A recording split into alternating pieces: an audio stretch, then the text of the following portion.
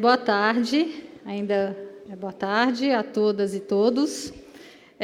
Quero, antes de mais nada, agradecer aos nossos palestrantes aqui, que têm muito a nos trazer, a dividir suas experiências e conhecimentos com a gente. E esse painel, na realidade, tem o objetivo de trazer reflexões a respeito dos 3 projetos de lei que estão em trâmite e nos vais e vens, né, legislativos. O primeiro projeto, que é o 4060 de 2012, do deputado Milton Monte, do PR de São Paulo. Depois a gente tem o PL 330 de 2013, que inicialmente foi apresentado pelo deputado Antônio Carlos Valadares, do PSDB do Sergipe, e que, em 2015, o deputado agora Aloysio Nunes, agora senador, apresentou um substitutivo sobre esse projeto. E, finalmente, a gente tem o PL originado do anteprojeto de lei nascido no Ministério da Justiça, com ampla participação da sociedade, de todos os setores envolvidos, que é o 5276, que está na comissão especial, sob a relatoria do deputado Orlando Silva, que está chegando, daqui uns 20 minutos, 30 minutos no máximo, ele estará aqui, ele vai ficar para falar por último. E espero que, nos debates, a gente consiga trazer algumas reflexões a respeito de temas que foram tratados aqui. A questão da governança dos algoritmos, a questão da transparência, a auditabilidade desses algoritmos, se ela é possível, se ela não é, que impactos isso vai trazer ou não para as empresas, e se esses projetos de lei respondem a isso, garantem isso, se esses projetos de lei garantem e respondem à necessidade da gente ter uma previsão clara a respeito de consentimento, que também é um tema sensível, e mesmo estando no Marco Civil da Internet, já tem causado polêmicas. Qual o impacto disso, né, se esses projetos de lei têm um potencial também de proteger a questão da liberdade de expressão, que é uma decorrência de, eventualmente, um uso abusivo dos dados, do direito de informação, enfim, tem diversas questões para tratar, isso sem falar nos impactos de um projeto em outro e qual a chance da gente ter a aprovação desses projetos ainda esse ano, tendo em vista que o governo falou aqui, na mesa, em 2 mesas anteriores, a representante do MCTIC, Miriam Wimmer, que o governo tem o objetivo de soltar o plano com a nova estratégia digital brasileira, que, obviamente, envolvendo a internet das coisas, tem que necessariamente estar respaldado por um projeto de proteção de dados pessoais, até por interesse do setor econômico, dos agentes econômicos e de quem tem interesse de investir aqui no Brasil. Feita essa introdução, eu passo, então, a palavra para a Laura Schertel Mendes, que é do Instituto de Direito Público em Brasília e que também faz parte do CAD, como me falou aqui agora. Cada palestrante terá 15 minutos para apresentar seus pontos e, depois, o objetivo é vocês terem bebido vinho, soltar o verbo e a gente conversar um pouquinho aqui. Tá bom? Laura. Eu queria, em primeiro lugar, agradecer aqui o convite feito pelo CGI. Com muito prazer que participo mais uma vez desse seminário. Acho que é muito relevante todos os temas que têm sido debatidos aqui e fico muito feliz de poder estar nessa mesa com tantos colegas, com tantos amigos e discutir mais uma vez sobre a importância de um PL de proteção de dados pessoais e, talvez, o mais relevante, né, quais são as normas, quais são os conceitos que esse PL de proteção de dados ele tem que trazer. Eu coordeno o Centro de Direito, Internet e Sociedade do IDP. Lá temos feito inúmeras pesquisas relacionadas à internet, relacionadas ao Marco Civil, mas também relacionadas à proteção de dados pessoais. E também sou professora da UNB, a instituição onde eu também faço pesquisas nessa área. A minha intervenção aqui vai ser basicamente para a gente discutir quais são esses grandes conceitos, quais são os grandes temas que uma lei geral de proteção de dados precisa trazer. Tá? Então, estou só me ajeitando aqui. Basicamente, a situação que a gente vive atualmente no Brasil, eu acho que já foi bastante tratada aqui também no seminário, é a de que nós vivemos, sim, uma economia digital, existem inúmeras situações, as nossas empresas, o Estado brasileiro trata dados o tempo inteiro, né? Então, a gente tem inúmeras situações em que há tratamento de dados pessoais diuturnamente. Nós sabemos que há problemas, há abusos, há vazamentos, mas a grande questão é como que nós solucionamos os problemas que acontecem? Quais são os parâmetros que nós utilizamos para solucionar esses conflitos, esses problemas? Então, hoje nós vivemos um problema, uma situação bastante complexa, e isso se traduz também, eu diria, em um problema tanto para os órgãos, diria, tanto para as entidades civis, para as empresas, como para os órgãos públicos, aqui também representado pelo Dr. Arthur Rolo, aqui pela Senacom, pelos tribunais, claramente, a gente não sabe quais são os parâmetros, quais são as normas que se aplicam aos conflitos relativos aos dados pessoais. Isso por quê? Porque a gente vive hoje, né, no nosso país, a gente tem uma coxa de retalhos. A gente tem o Marco Civil da Internet, que traz inúmeras normas de proteção de dados. A gente tem um Código de Defesa do Consumidor também aplicável. A gente tem a Lei de Acesso à Informação, a gente tem a Lei do Cadastro Positivo. Então, o que a gente tem é isso, é uma coxa de retalhos, inúmeras normas setoriais, com diversas normas de proteção de dados, mas a gente não tem uma harmonia entre essas normas, a gente não tem um sistema de proteção de dados que possa articular de forma harmônica essas normas. Então, esse é o primeiro, digamos, diagnóstico que eu gostaria de trazer, que eu acho que há muitas pessoas que compartilham com isso, então fica bastante claro que a gente precisa aprimorar a nossa legislação brasileira de proteção de dados. Agora, é claro, o grande desafio é como, né? E eu queria trazer, então, alguns grandes conceitos, alguns grandes eixos, porque é muito fácil dizer, nós precisamos de uma lei geral de proteção de dados, mas como essa lei vai funcionar? Quais são os grandes conceitos que essa lei precisa ter? Isso acho que faz muita diferença, e é nisso que eu gostaria de centrar, então, a minha apresentação. A primeira questão que eu gostaria de lembrar é que a proteção de dados pessoais, quando a gente trata dessa disciplina, a gente está regulando, trata-se da regulação do fenômeno da informação. Nós não estamos regulando como é o Código de Defesa do Consumidor, como é a Lei de Defesa da Concorrência, nós não estamos regulando, por exemplo, simplesmente o comércio de um bem ou a contratação de um serviço. A gente está falando de uma múltipla constelação de interesses. Por quê? Porque quando eu falo de um dado pessoal ou de uma informação relativa a uma pessoa, muitas vezes eu trato de uma multiplicidade de interesses envolvendo aquela informação. Porque aquela informação ela se refere a uma pessoa, mas outra pessoa pode ter interpretou aquela informação e gerou aquela informação. Então, é uma regulação muito mais complexa. Eu acho que é isso que é o primeiro pressuposto. Sempre que quando nós falamos de proteção de dados, a gente precisa ter isso em mente. E, quando a gente está falando, então, dessa regulação, na verdade, é a regulação de uma ordem de comunicação e informação. Nós não estamos falando de uma abordagem do direito à propriedade.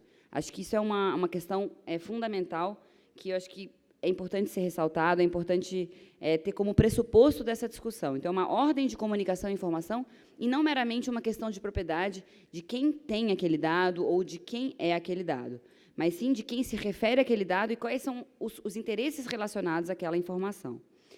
E, exatamente pela complexidade dessa regulação, a gente tem tensões inerentes a essa disciplina. Eu diria, a gente fala muito de autodeterminação, a gente fala muito de autonomia, então, há muitos conceitos subjetivos, o que é privacidade para mim, eu vou regular o fluxo dos meus dados, então, você tem inúmeros conceitos subjetivos, mas, de alguma forma, eles também estão em tensão e ficam em tensão com conceitos objetivos. Por quê? Porque, ao mesmo tempo, o tempo inteiro estamos falando de quais são os riscos objetivos às pessoas. Então, quais são os riscos que os cidadãos, né, os titulares de dados, se submetem, muitas vezes, quando os seus dados estão sob tratamento. Então, são esses conceitos subjetivos de autodeterminação, muitas vezes eles entram em tensão com conceitos objetivos, como a ideia de análise de risco, conceitos como o princípio da finalidade, a compatibilidade de usos posteriores. Outra tensão bastante clara é que, ao mesmo tempo que que essas leis gerais de proteção de dados trazem normas principiológicas, trazem alguma flexibilidade para a sua implementação, eu também preciso, e nesse sentido também há uma tensão, eu também preciso de definições bastante, muitas vezes, cogentes. Eu preciso de limites específicos, proibições específicas de quando não é possível tratar dados, exatamente quando há riscos específicos, quando há riscos setoriais.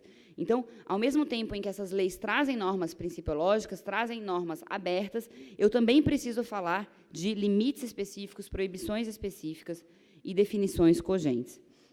E, olhando aqui para a situação da nossa legislação, né?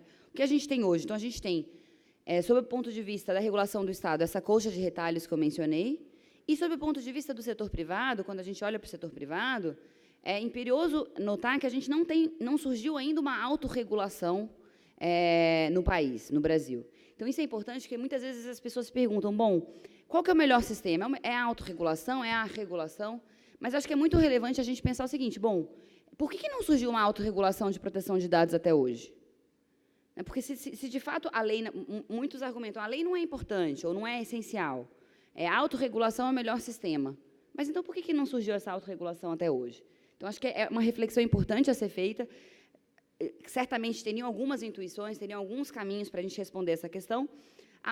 A minha abordagem, o meu pressuposto é que, de fato, é necessário, até para que surja uma autorregulação, para que a gente possa pensar, e aqui eu trago um conceito da doutrina alemã, que é o conceito de autorregulação regulada, que eles chamam de Selbstregulierte Regulierung, que é exatamente o seguinte, eu preciso primeiro de um framework básico, bem definido, do que pode e o que não pode ser feito em relação a dados pessoais.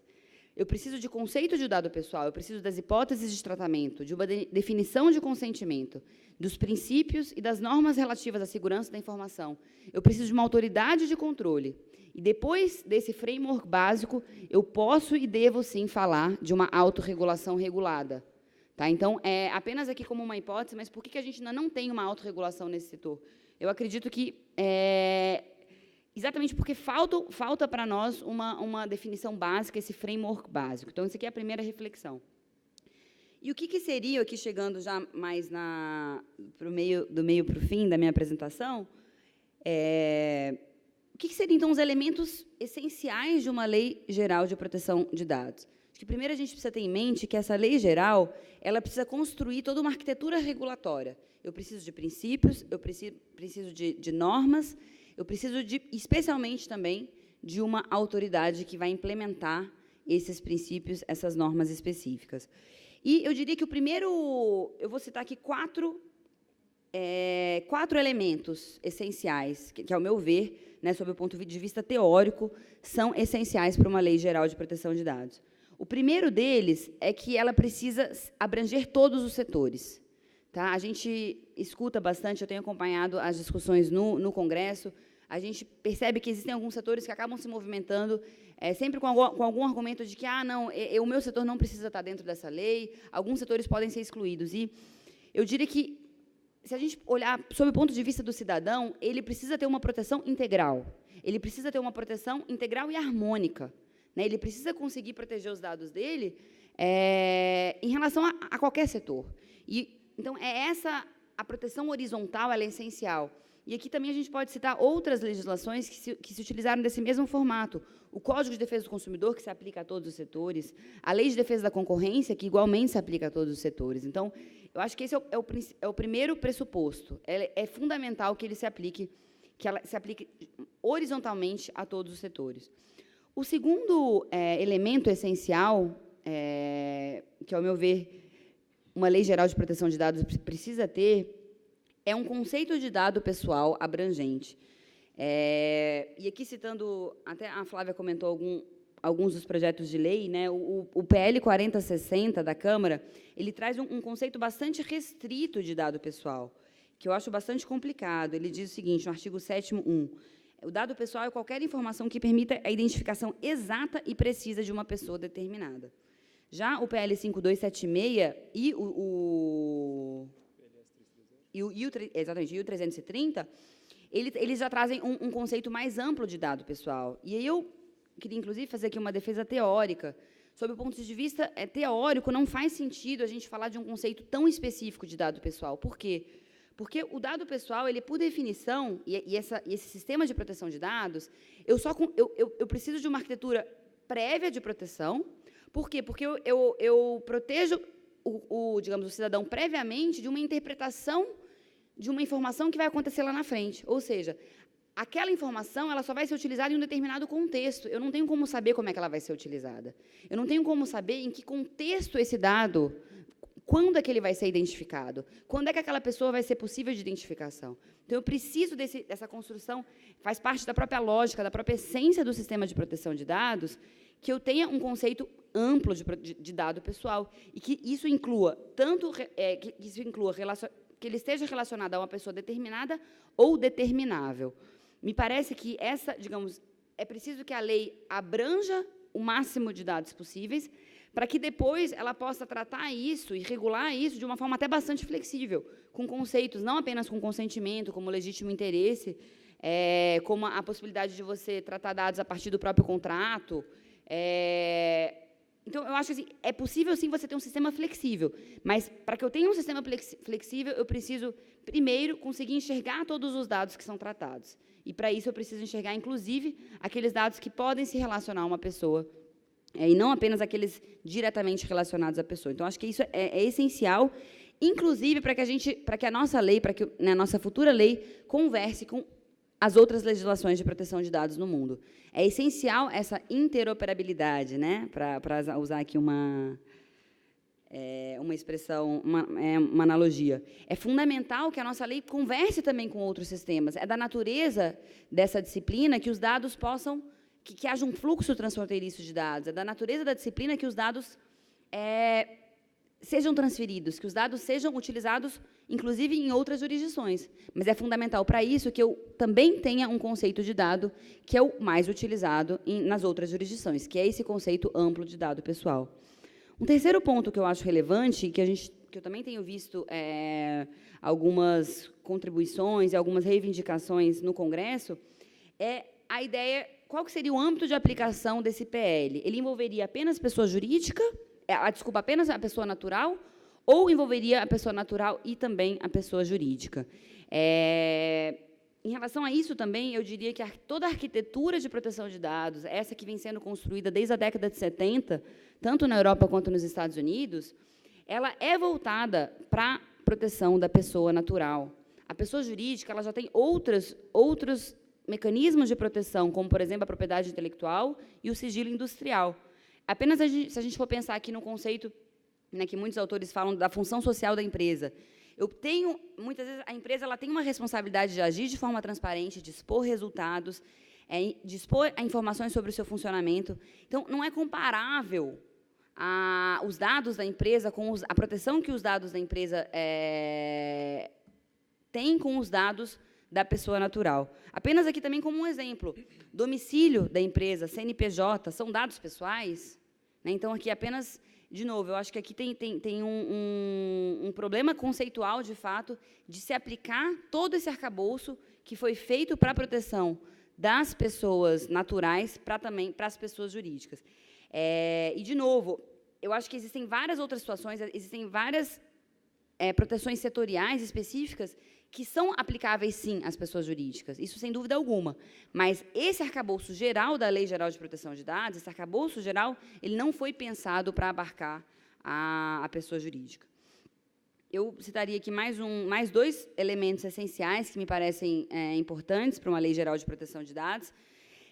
O legítimo interesse, né, que é uma das hipóteses de tratamento de dados pessoais hoje, ao lado, por exemplo, é uma das hipóteses, prevista no PL 5276, ao lado do consentimento e ao lado, eu diria que são 3 as grandes hipóteses de tratamento. Consentimento, legítimo interesse e a hipótese de se tratar dados previstas ou importantes para a execução contratual. E me parece que o legítimo interesse é essencial, é fundamental esse mecanismo, inclusive como uma forma de flexibilizar esse tratamento. É claro que, se pensar numa sociedade da informação, você só pode tratar dados com base no consentimento? Certamente não. Então, como eu estava falando, exatamente porque a gente está falando de uma constelação de interesses, quando a gente fala desse sistema de proteção de dados, é que eu também preciso reconhecer os interesses de outras partes de processar dados. Mas, para isso, é fundamental, e qual que é o caso clássico do legítimo interesse? É o caso em que as empresas precisam reduzir riscos, né? Então, é o caso da análise de crédito, por exemplo, é o caso de seguradoras que também, muitas vezes, precisam, para reduzir o seu risco, precisam processar dados dos seus consumidores. Então, a redução de risco, a busca pela redução dessa assimetria informacional, buscando a redução do risco, certamente pode caracterizar o legítimo interesse para o processamento de dados. Mas, exatamente por ser uma categoria tão relevante, é fundamental que a gente não esvazie esse conceito. Eu não posso transformar o legítimo interesse em uma cláusula aberta que eu possa tratar dados de todas as formas, né? Como se fosse uma forma de tangenciar o consentimento, tangenciar outras formas e, na verdade, reduzir toda a proteção que a norma visa propiciar.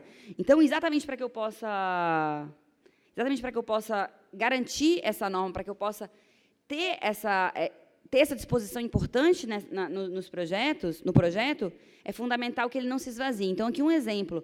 É bastante complicado, uma hipótese que a gente tem visto, que tem sido defendido pela indústria, que o marketing deveria ser uma hipótese de legítimo interesse. Tá? O marketing sempre foi uma hipótese clássica em que eu necessito do consentimento do cidadão, do consumidor, ainda que não pelo opt-in. Né? Eu acho que, dependendo da situação concreta, eu posso avaliar um opt-out. Ele é ou não o meu cliente? Então, acho que a gente sempre precisa avaliar qual é a situação concreta. Muitas vezes, se ele é o meu cliente, eu não preciso, para fazer um marketing relacionado a ele, eu posso utilizar uma cláusula opt-out. Mas apenas aqui para mostrar que eu preciso claramente definir, e aqui o mais importante, o conceito de legítimo interesse. Eu acho fundamental compreender isso. Ele precisa ser uma ponderação, a parte que vai processar dados, ele precisa ponderar interesses. Eu só posso processar dados com base no legítimo interesse se, de fato, na ponderação, os interesses da parte que vai processar dados, de fato, forem superiores, né, se sobrepuserem ao interesse, aos direitos do titular. E aqui o quinto elemento que me parece fundamental, que me parece essencial de uma legislação de proteção de dados, é uma autoridade, que aqui já foi mencionada, é uma autoridade com autonomia administrativa, financeira, né, e normativa. Sem essa autoridade, uma autoridade que realize esse enforcement, claramente, a gente não vai conseguir fazer essa Lei Geral de Proteção de Dados sair do papel. Então, aqui agora já terminou o meu tempo, e apenas, então, para encerrar, eu acho que, de fato, o grande desafio de uma legislação de proteção de dados é o equilíbrio entre esses múltiplos interesses, ao mesmo tempo em que a legislação ela deve prover uma proteção substancial ao cidadão, que é aquele que vai sofrer com as consequências de um tratamento abusivo de dados, seja por meio da discriminação, seja por meio da restrição de serviços e produtos, seja por meio da violação à sua intimidade. Somente com esse foco no cidadão, somente com essa proteção substancial, essa proteção harmoniosa, é que a gente vai conseguir, de fato, fazer com que essa legislação possa trazer uma confiança dos cidadãos nos serviços da sociedade da informação. Bom, muito obrigada, depois fico à disposição para as perguntas.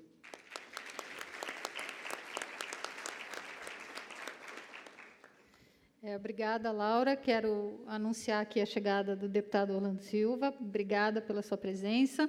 E, feitas os destaques que a Laura fez aqui a respeito de elementos essenciais que uma lei de proteção de dados deve necessariamente ter, até para promover e possibilitar, eventualmente, uma autorregulação, eu passo a palavra ao doutor Arthur Rolo, secretário da Secretaria Nacional de Defesa do Consumidor. Muito obrigada.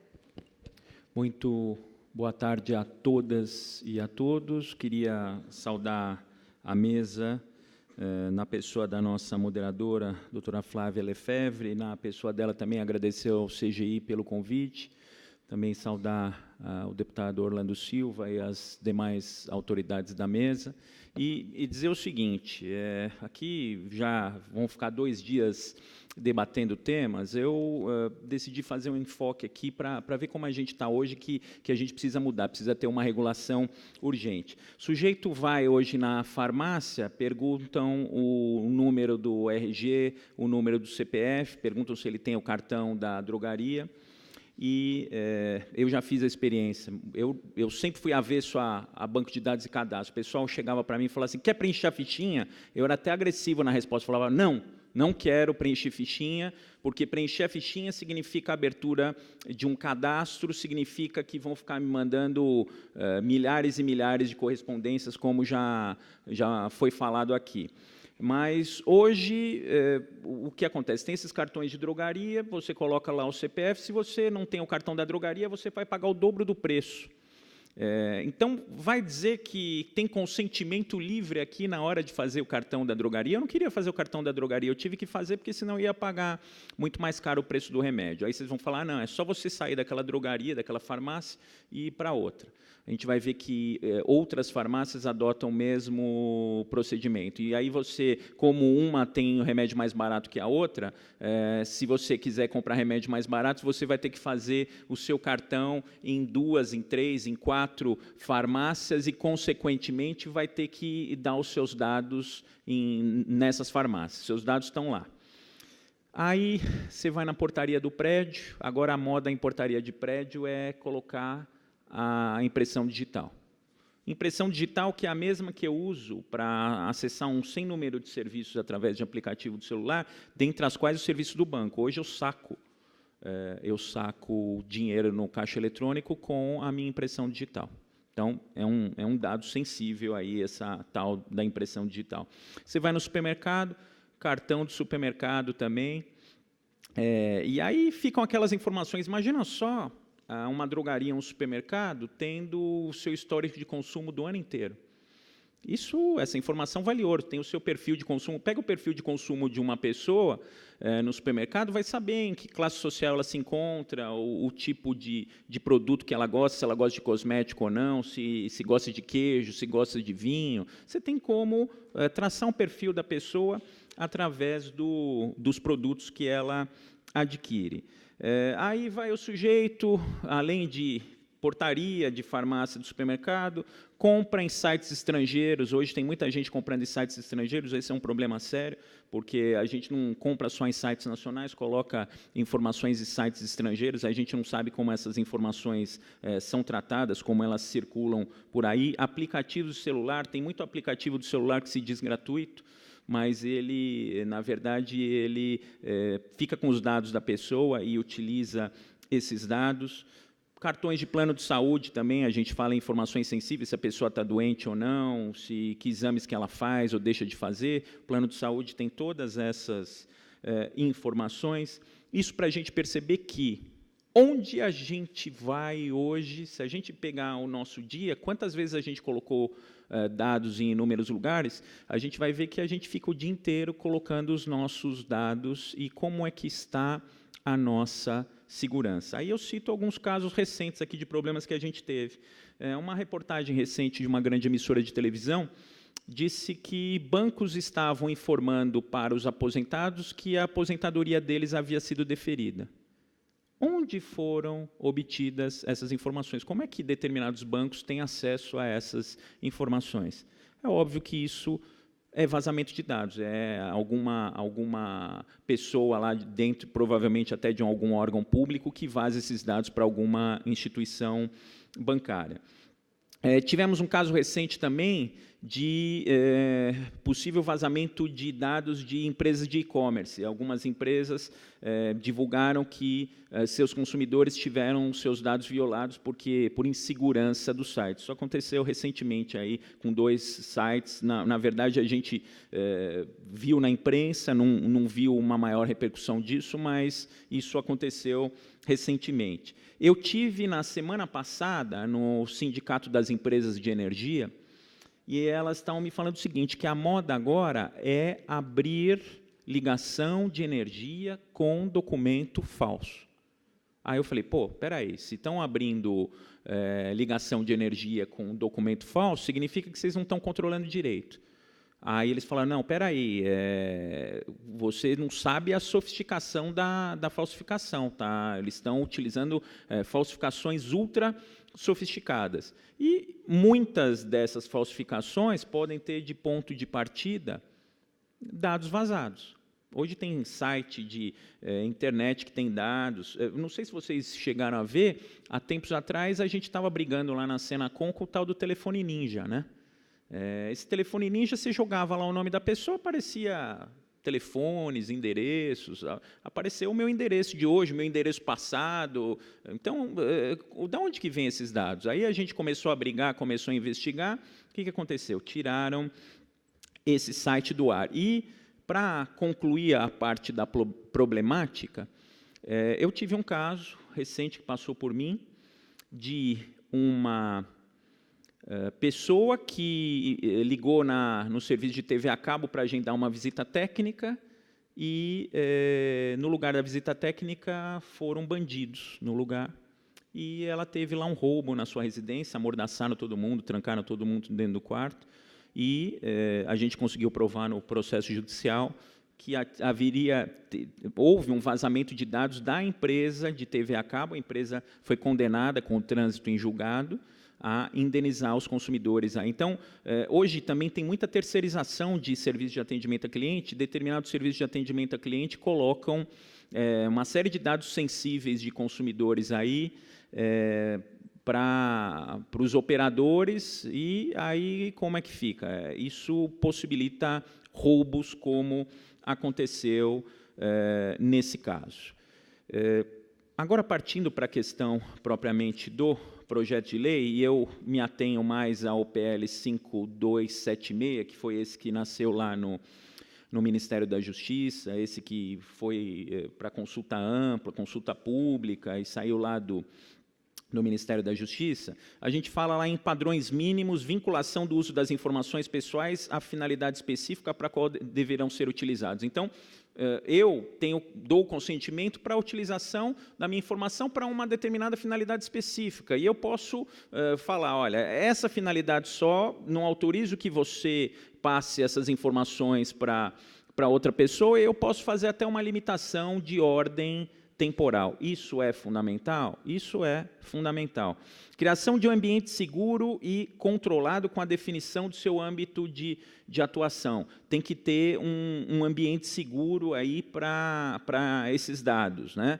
Tem que ter regras na modalidade de tratamento dos dados pessoais. A gente viu aqui, não basta só colocar os dados, esses dados são tratados, eles são classificados. Às vezes o erro não acontece na apreensão dos dados em si, às vezes o erro acontece na classificação desses dados. E é fundamental que o consumidor tenha acesso a isso. Eu, por exemplo, nunca vi, eu tenho cartão lá da drogaria, de algumas drogarias, eu não sei como que esses meus dados estão sendo tratados. Eu não sei lá o que tem a meu respeito no banco de dados da drogaria, eu não tenho acesso. Então, é fundamental que o consumidor tenha acesso, que ele saiba o que estão utilizando de dados dele, quais dados do consumidor estão sendo utilizados, até para, se for o caso, pedir a correção. Um dos direitos do consumidor é a informação correta, então ele tem que ter o direito de correção, se for o caso. Outro ponto que está no PL 5276, responsabilidade dos agentes. É fundamental a responsabilidade dos agentes? Mas como é que eu sei de onde o dado partiu? Isso já é um problema, a gente só evoluiu no problema, né? Tem muita gente hoje, por exemplo, cancelando ainda, eu vou fazer isso com a minha linha fixa, eu vou cancelar minha linha fixa porque eu só recebo ligação de telemarketing na minha linha fixa. Vou cancelar. Essa semana não passa. Eu vou cancelar minha linha fixa porque é só ligação de telemarketing. Então, a gente sempre via na porta da casa do vizinho cartinhas, né, de telemarketing. Você fala, você ganhou um prêmio. Aí você vai falar, nossa, aqui no andar é todo mundo sortudo, né, porque eu ganhei o prêmio, os 3 vizinhos do andar também ganharam prêmios junto. Então, mudou só a forma do incômodo. Hoje, o incômodo é através de mensagem de celular, é através de pop-up na tela do computador. A coisa só foi sofisticada, mas uma coisa que a gente não conseguiu, desde o Código de Defesa do Consumidor, desde 1990 até hoje, foi controlar essa circulação dos dados, essa, muitas vezes, circulação clandestina de dados, venda de mala direta. Eu tive um caso pessoal, um caso meu, que eu um belo dia, cheguei na minha casa, a minha esposa estava com um bico, estava brava, né? Eu falei, caramba, eu fiquei dando aula até às 11 horas da noite, como é que eu chego em casa e minha mulher está brava comigo? Eu não fiz nada, estava trabalhando, né? Aí ela falou assim, olha o que tem aí em cima da mesa. Aí eu fui ver, tinha uma carta endereçada para a minha ex-mulher em cima da mesa. Aí vocês vão falar, pô, qual é o problema da carta endereçada para a ex-mulher? Uma das exigências, quando eu fui casar com a minha mulher, fosse de que eu trocasse de apartamento, fosse para um apartamento novo, um apartamento que eu não tinha morado com a minha ex-mulher, para ela justamente não receber cartas para a minha ex-mulher. Foi uma exigência que a minha mulher fez e eu concordei, porque ela falou que isso a incomodaria. E aí, de repente, eu chego na minha casa, é um apartamento que eu comprei na planta, e tem uma carta endereçada para a minha ex-mulher. O que aconteceu naquele caso? Primeiro ela perguntou para mim, o que você vai fazer? Eu falei, vou entrar com a ação. Eu falei, eu posso perder essa ação, mas eu tenho que justificar aqui em casa, ficar bem com a minha mulher. Em prol do meu casamento, ainda que eu tome uma litigância, não ia tomar litigância de má fé, porque meu direito era bom, né? Aí, o que aconteceu? Eu entrei com a ação, primeira instância, a gente foi para a audiência, ela viu a aliança na mão da juíza, falou assim, virou assim para mim, né? Falou baixinho, ganhamos. Aí a juíza falou, não gostou, rasgue e joga no lixo, problema nenhum, né? Não tem problema nenhum. Agora, no tribunal, o que o tribunal reconheceu? O tribunal reconheceu que havia ali uma incorreta manipulação do banco de dados. Colocaram informações minhas familiares, o que aconteceu? Isso foi atualizado, atualizaram o meu endereço, mas não atualizaram a minha mulher. E isso gerou um constrangimento. Para mim, gerou um constrangimento. Entrei com a ação, perdi em primeira instância no tribunal, R$ 2.500 para ela de indenização, R$ 2.500 de indenização para mim. Vão falar assim, isso é bobagem, isso é mero aborrecimento. O que interessa dessa história é que houve uma manipulação indevida de informações. Fala, por exemplo, que para ter informação familiar eu preciso autorizar. Isso não está na legislação moderna, isso está no Código de Defesa do Consumidor. Então, para resumir, o que a gente tem visto é que nem o Código de Defesa do Consumidor, em matéria de banco de dados e cadastro, a gente conseguiu cumprir até hoje. O Código de Defesa do Consumidor é de 90. Semana passada ele fez 27 anos. A gente não conseguiu fazer cumprir. Então, a gente aqui tem no país, e muito se diz, de leis que pegam e que não pegam. A gente precisa fazer uma lei que pegue. E, para fazer uma lei que pegue, tem que ter um órgão, uma autoridade aí gestora da internet? Tem que atender determinados princípios. O princípio da transparência é fundamental. Hoje a gente tem até lá no âmbito federal o Ministério da Transparência. Hoje transparência é fundamental. A ministra Carmen Lúcia, aqui estava sendo falado mais cedo do Conselho Nacional de Justiça, a ministra Carmen Lúcia está mandando divulgar os salários de todos os desembargadores pelo Brasil afora. Por quê? Transparência. Eu tenho o direito de saber quem está tratando as minhas informações, onde está tratando as minhas informações e como está tratando as minhas informações. Se eu quiser que aquelas informações a meu respeito não circulem, eu tenho o direito de proibir a circulação. Mas vamos voltar aí para 1990. Como é que a gente faz para saber isso? Aqui a gente está também num ambiente multidisciplinar, num ambiente de técnicos. Como é que a gente faz para saber de onde partiram esses dados? Até agora, em matéria de banco de dados e cadastro, Código de Defesa do Consumidor, a gente tem empresas que comercializam, por exemplo, mailings, etc. Isso até em propaganda eleitoral. Até em propaganda eleitoral se utiliza isso, de banco de dados, que é proibido. Mas como é que você faz para saber de onde partiu aquela informação? Então, qualquer que seja o projeto de lei, a gente falou aqui em 3 projetos de lei, qualquer que seja o projeto de lei tem questões fundamentais, como foi dito aqui pela doutora Laura, tem questões fundamentais que têm que ser seguidas, mas temos que fazer uma lei que seja factível, uma lei que pegue. Se a gente começar a querer evoluir muito, hoje a gente tem muito pouco, a gente precisa evoluir. Esses problemas todos que a gente falou mostram que a gente precisa ter uma legislação a respeito. Vários países já têm leis a respeito do regime de dados, e a gente tem os nossos dados circulando por aí, a gente precisa ter uma regulação, mas a gente precisa ter uma regulação, na minha opinião, enxuta, uma regulação que seja de fácil cumprimento, para a gente não ter uma lei que não pegou. Foram mais severos comigo do que com a Flávia, hein? Mas tudo bem, eu encerro aqui a minha fala. Muito obrigado, até a próxima. Com a Flávia não, com a Laura. Secretário, todos os casos que o senhor relatou aqui mostram a necessidade de que o projeto de lei traga os conceitos mínimos que foram colocados aqui pela Laura, e eu já coloco aqui uma pergunta para o senhor para o final, a gente vai deixar o senhor falar bastante, prometo, que é o seguinte: o senhor falou que vocês na Senacom apoiam o 5276. Nós, da Coalizão Direitos na Rede, que é um coletivo de mais de 2 dezenas de entidades, acadêmicos e ativistas, também apoiamos este projeto, né? Então, eu já deixo aqui, essa é uma posição da Senacom ou essa é uma posição do governo que apoiará o 5276? E passo a palavra, então, ao Marcel Leonardi, do Google, para que ele nos traga a visão das empresas aqui. Boa tarde a todos. Prazer e uma honra participar de mais um seminário de proteção de dados. Estava aqui desde quando não era do Google, não era nada aí mais relevante, e mesmo assim continuaram me convidando, né? Então, fico satisfeito aí. Espero que o vinho continue sendo servido, porque aí ajuda o pessoal com as perguntas, né, que é a parte sempre mais interessante desses debates. Dito isso, a grande chamada desse seminário, quando a gente foi convidado, desse painel especificamente, era a importância de uma legislação de proteção de dados. Creio que os exemplos que já foram mencionados anteriormente pela Laura, pelo Dr. Arthur, doutora Laura, doutor Arthur, que vão ser mencionados pelos demais palestrantes, deixam isso razoavelmente óbvio, né? A importância de uma lei geral de proteção de dados. E, pragmaticamente falando, eu queria contar algumas experiências que a gente tem debatido com vários outros setores, várias outras empresas aí do setor privado, e dizer o quão distante que essa realidade ainda se apresenta, né? Então, às vezes, as pessoas imaginam que o setor privado está super organizado, todo mundo com todos os detalhes na palma da mão, sabe exatamente como fazer cumprir uma norma dessa, caso ela fosse aprovada amanhã.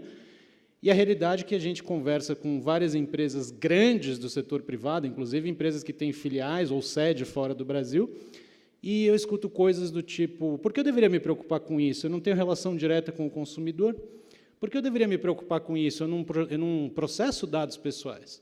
E aí é um pouco, conforme o diálogo avança, você consegue notar que é quase como contar que Papai Noel não existe para algumas dessas pessoas, né? Essas empresas começam a passar pelos 5 estágios do luto, né, de certa maneira. A primeira reação é a negação total. Isso não vai se aplicar para o meu setor de maneira nenhuma. Depois começa a entrar naquelas fases de compreensão, aceitação, barganha, etc., etc. E a gente tem notado isso com uma certa perplexidade, porque eu acho que uma coisa tem que ser clara. Uma lei geral de proteção de dados impacta, do ponto de vista das empresas, todo o setor privado. Não importa qual a área da atividade, todo o setor privado vai ser impactado. E é uma coisa que, no Brasil, os debates têm se centrado um pouco nas empresas de tecnologia, e eu talvez seja o clichê que confirma a regra, né? Alguém do Google falando sobre proteção de dados, ainda mais no seminário do Comitê Gestor da Internet, mas a realidade é que eu diria para os senhores e senhoras hoje que as empresas de internet, até pelas grandes multinacionais do setor, já estão aí adaptadas ou se adaptando ao novo regulamento geral europeu, já conhecem as normas de uma maneira geral e não vão ter aí grandes dificuldades de compliance com uma lei que seja modelada, como os projetos de lei brasileiro têm sido, no sistema europeu. Preocupa-me e tem causado uma certa perplexidade, de novo, nesses nossos contatos com o próprio setor privado, como diversas empresas brasileiras que nunca tiveram essa cultura de proteção de dados e de privacidade continuam insistindo nessa abordagem de que, no meu setor, não. Um pouco do que a Laura disse, eu confirmo a percepção que ela tem tido, ou seja, algumas empresas têm abordado aí parlamentares muito mais com uma abordagem do tipo, esquece esse modelo completo de proteção de dados, vamos adotar uma abordagem setorial, ou coisas do tipo, meu setor já está regulado, olha aqui a quantidade de coisas que eu já tenho que fazer, por favor, não me venha com mais S. E acho que a Laura já deu a resposta a isso, né? O que realmente importa é um sistema completo que abarque aí todo o setor privado de uma maneira geral, que o que interessa, no limite, é a proteção do cidadão e a segurança jurídica para as empresas poderem, sim, tratar os dados da maneira correta. Então, esse é o primeiro grande ponto que eu queria destacar, que é essa necessidade de que qualquer projeto de lei nesse sentido, e os que estão tramitando caminham bem nesse sentido, sejam, de fato, aplicáveis ao setor privado como um todo, e, claro, também ao setor público, mas não é esse o objeto da minha fala aqui. O segundo ponto é justamente essa questão de quais são as hipóteses mais normais aí de tratamento, né? A gente sabe que o consentimento sempre foi a principal e segue sendo a principal, e existe aí alguns pequenos ajustes que precisam ser melhor compreendidos, né? O sistema europeu, por exemplo, sempre adotou a regra geral conhecida como consentimento inequívoco. O que é o consentimento inequívoco? Aquela ideia de que quem processa os dados, ou seja, quem precisa analisar, quem vai fazer uso daqueles dados, quem toma as decisões a respeito de como os dados vão ser tratados, deve ser capaz de demonstrar que obteve o consentimento do titular desses dados. Então, se esse consentimento vai ser demonstrado de uma maneira solene e formal, ou se ele vai ser demonstrado de uma maneira mais simplificada, é justamente essa flexibilidade que a figura do consentimento inequívoco traz, ou seja, sempre é ônus da empresa demonstrar esse consentimento, mas jamais poder afastar esse consentimento de uma maneira geral. O consentimento expresso, porém, que é aquele que o Marco Civil da Internet adotou e que o regulamento europeu já adotava há anos, né, ele sempre foi reservado para os dados mais sensíveis, para os dados, por exemplo, de saúde, para os dados que permitem uma discriminação maior desse titular. Então, aqui a gente já tem uma primeira grande discrepância, que é algo que o legislador vai ter que saber endereçar, que é, quando o Marco Civil foi proposto, né, quando se falava ali no artigo 7º, entre os direitos básicos do usuário, ele teria direito ao consentimento expresso a respeito dos seus dados, isso significaria apenas que, por meio de atos solenes e formais, ou seja, contratação de um termo, assinatura de um termo de uso, né, um clique ali concordando com alguma coisa, que você dá o seu consentimento. E basta os senhores se indagarem quantos portais de conteúdo que os senhores visitam em que isso acontece. Quando muito, existe uma informação de que dados serão coletados, mas não é pedido expressamente consentimento algum. Então, percebam que há uma discrepância aí nessa natureza desse consentimento que vai precisar ser melhor endereçada. E o outro ponto, e aí sim, tendo que discordar da Laura, mas pelos fatos e não pela opinião, o fato de o setor privado ter mencionado a questão do marketing como possibilidade de interesse legítimo deriva não só da interpretação que o Article 29 Working Party deu na Europa a respeito do conceito de interesse legítimo, quanto do próprio considerando, não sei se é 47, que tem no novo Regulamento Europeu de Proteção de Dados. Mas antes, para colocar todos na mesma página, o que é a figura do interesse legítimo? A ideia por meio da qual quem pretende fazer o processamento de dados, né, de um titular, faz um juízo de ponderação e avalia, correndo o risco de errar nessa ponderação, se o que ele pretende fazer com aqueles dados, com aquela informação, estaria ok em relação ao titular daqueles dados, ou se haveria um direito superior que deveria ser levado em consideração e que, por isso, impediria o tratamento, a operação desses dados. Então, alguns exemplos são mais simples de entender, né? Uma grande empresa do setor, por exemplo, esportivo, que tenha lá um wearable que mede lá a sua pressão, seu batimento cardíaco. Essa empresa pode ter o seu consentimento no momento em que você compra esse produto, mas depois resolve agregar toda a base de dados e separar entre os utilizadores, né, daquele produto. Basicamente, o quê? Quem é que tem, por exemplo, um estilo de vida super ativo? Quem é que corre toda semana, todo dia, aquela coisa toda? Quem que é sedentário e só usa aquele produto para fingir que, né, e mostrar para os outros, para ele pensar que faz muito esporte, mas, na verdade, a pessoa anda de carro para todo lugar. Então, pela utilização contínua desses dispositivos, uma empresa dessa pode perfeitamente traçar um perfil desses usuários e chegar à conclusão que, de uma maneira agregada ou individualizada, que 10%, por exemplo, da sua base é super esportiva e 10% da sua base é completamente sedentária. E aí vamos imaginar que ela resolva pegar esses dados e fazer o seguinte: a gente vai lançar um produto novo, mas que o meu mercado de nicho, de fato, são esses ultra esportivos, os atletas quase profissionais. Posso pegar esses dados agregados sem consentimento, com base no interesse legítimo, e fazer uma campanha de marketing para eles? De acordo com essa lógica europeia, sim, você poderia. Poderia pegar os dados dos sedentários, dos 10% contrários, e compartilhar isso com uma seguradora para dizer: não venda seguro de vida para esses sujeitos, porque eles vão morrer mais cedo, porque eles dizem que fazem esporte, mas não fazem esporte? Parece evidente que não. Então, quando a gente pensa nessa figura do interesse legítimo, sempre é um risco e um ônus de quem pretende processar os dados de uma determinada forma, de justificar e documentar por que é que aquele processamento foi baseado no interesse legítimo. E aí, como a gente está vendo no projeto 5276, a figura do interesse legítimo sendo regulada pelo artigo 10, se não me falha a memória, parágrafo 2º, alguma coisa assim, de fato existe um pleito do setor privado para que as atividades de marketing sejam assim consideradas também. E eu entendo perfeitamente a preocupação que existe aqui. Há um medo enorme, que eu compartilho, de que o legítimo interesse seja visto como uma espécie de carta branca, quer dizer, eu baseio tudo no legítimo interesse, então posso tratar todos os dados a qualquer momento, e aí eu ignoro todas as demais hipóteses que a lei me permitiria. E, de novo, não é isso que a lei pretende criar. Ela pretende dizer que, se você se baseia no interesse legítimo, você tem que justificar claramente que isso acontece. Você é responsável caso o seu julgamento não seja correto, e se uma autoridade de proteção de dados ou judiciário discordar dele. Mas aí sim eu volto no meu ponto de discordância que eu mencionei aqui. Está ali, né, no recital 47, seria o equivalente ao considerando, né, da exposição de motivos da legislação, que, no caso do sistema europeu, é adotado como método interpretativo da lei, né? Fazendo uma tradução aqui rápida, né? O processamento de dados pessoais estritamente necessários para o propósito de prevenir fraudes também constitui o interesse legítimo do controlador dos dados. E, em seguida, o processamento de dados pessoais para propósitos de marketing direto, e aqui, obviamente, esse conceito engloba a publicidade, pode ser considerado como um legítimo interesse. Então, perceba que também não há uma carta branca direta para dizer sempre será, mas também não existe uma prerrogativa de dizer nunca será. Então, acho que aqui é o que eu volto à intenção, e eu sei que a plateia aqui deve ter bastante advogados a jogar pela piada da litigância de má-fé, que boa parte riu, né? E eu volto a insistir nisso. Às vezes o advogado ele quer a segurança jurídica. Não, qual é a lista completa de métodos que permitem dizer que o legítimo interesse está presente? A realidade é que não há essa lista, e nem deve haver essa lista, justamente para viabilizar o quê?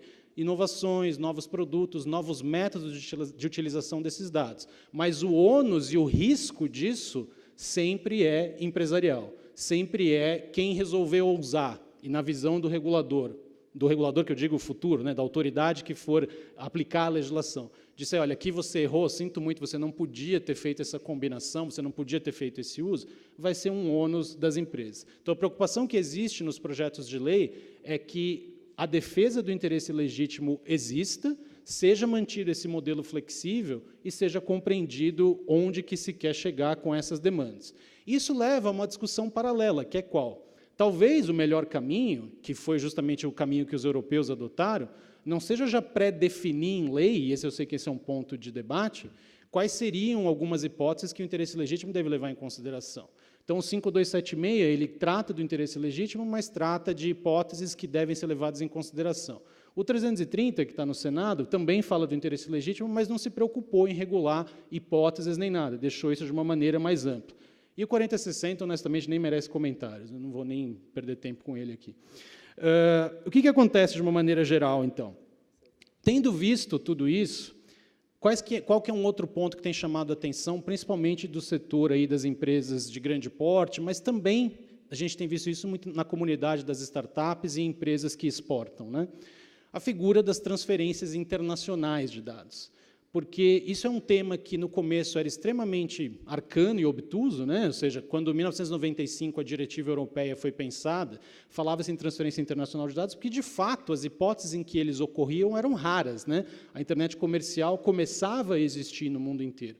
E hoje, o like que você dá na foto de alguém, ou o dislike, né, qualquer coisa do tipo, qualquer ato que você se manifesta online, provavelmente envolve uma transferência internacional de dados. Você vem até esse evento por meio de uma plataforma, por exemplo, de compartilhamento de veículos, seja aí Uber, Cabify, seja 99, você chama um táxi, você pode pensar, não, mas eu usei uma empresa 100% brasileira. Não importa, de repente ela usa um serviço de cloud estrangeiro, isso implicou uma transferência internacional de dados.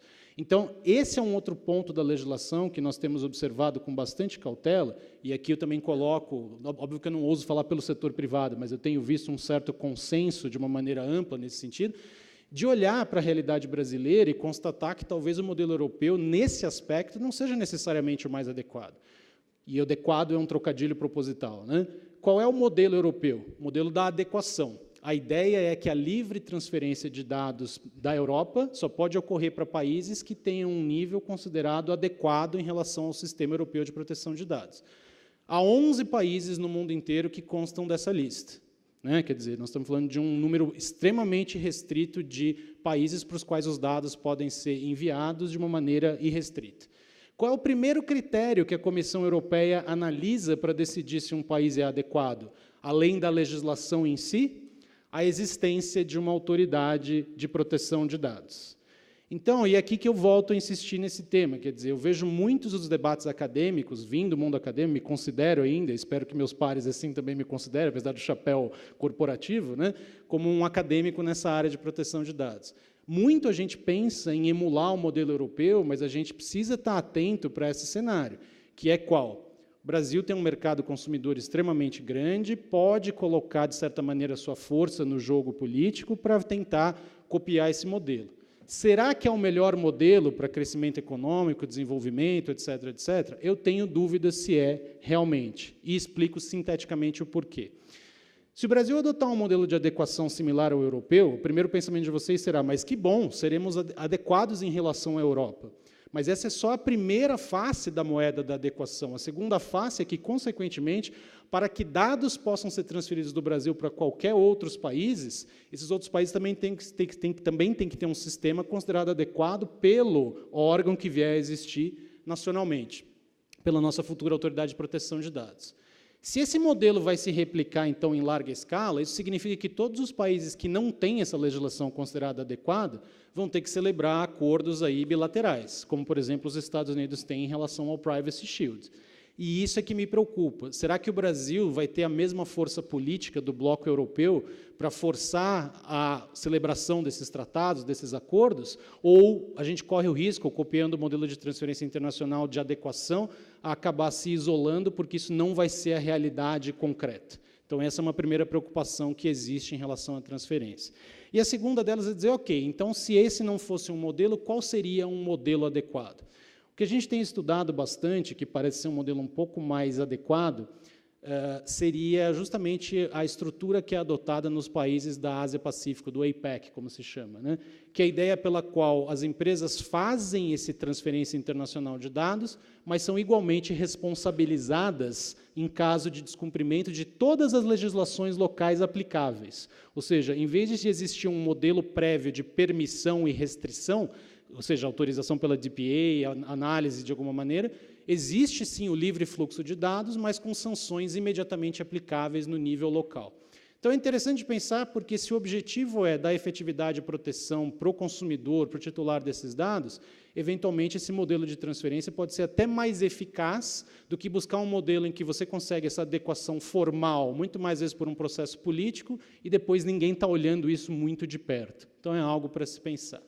E o terceiro ponto eu vou deixar para as perguntas e respostas, porque eu quero respeitar aqui o nosso tempo. Acho que a única observação que eu faria é que a gente tem que ter essa consciência da importância da legislação. E isso eu duvido que não seja um consenso entre os membros desse painel. Obrigado.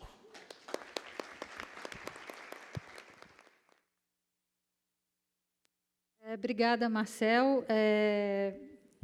Eu acho que o relato que você faz da reação que as empresas têm com relação às suas obrigações ou não de observarem a proteção de dados pessoais, mostra o quanto é importante a gente ter uma autoridade, como disse o Danilo Doneda aqui no painel anterior, que não é uma reguladora, é uma garantidora de proteção de dados pessoais e com função fiscalizadora também, e, com relação ao legítimo interesse, eu fico muito preocupada, você não estava aqui, eu acho, de manhã.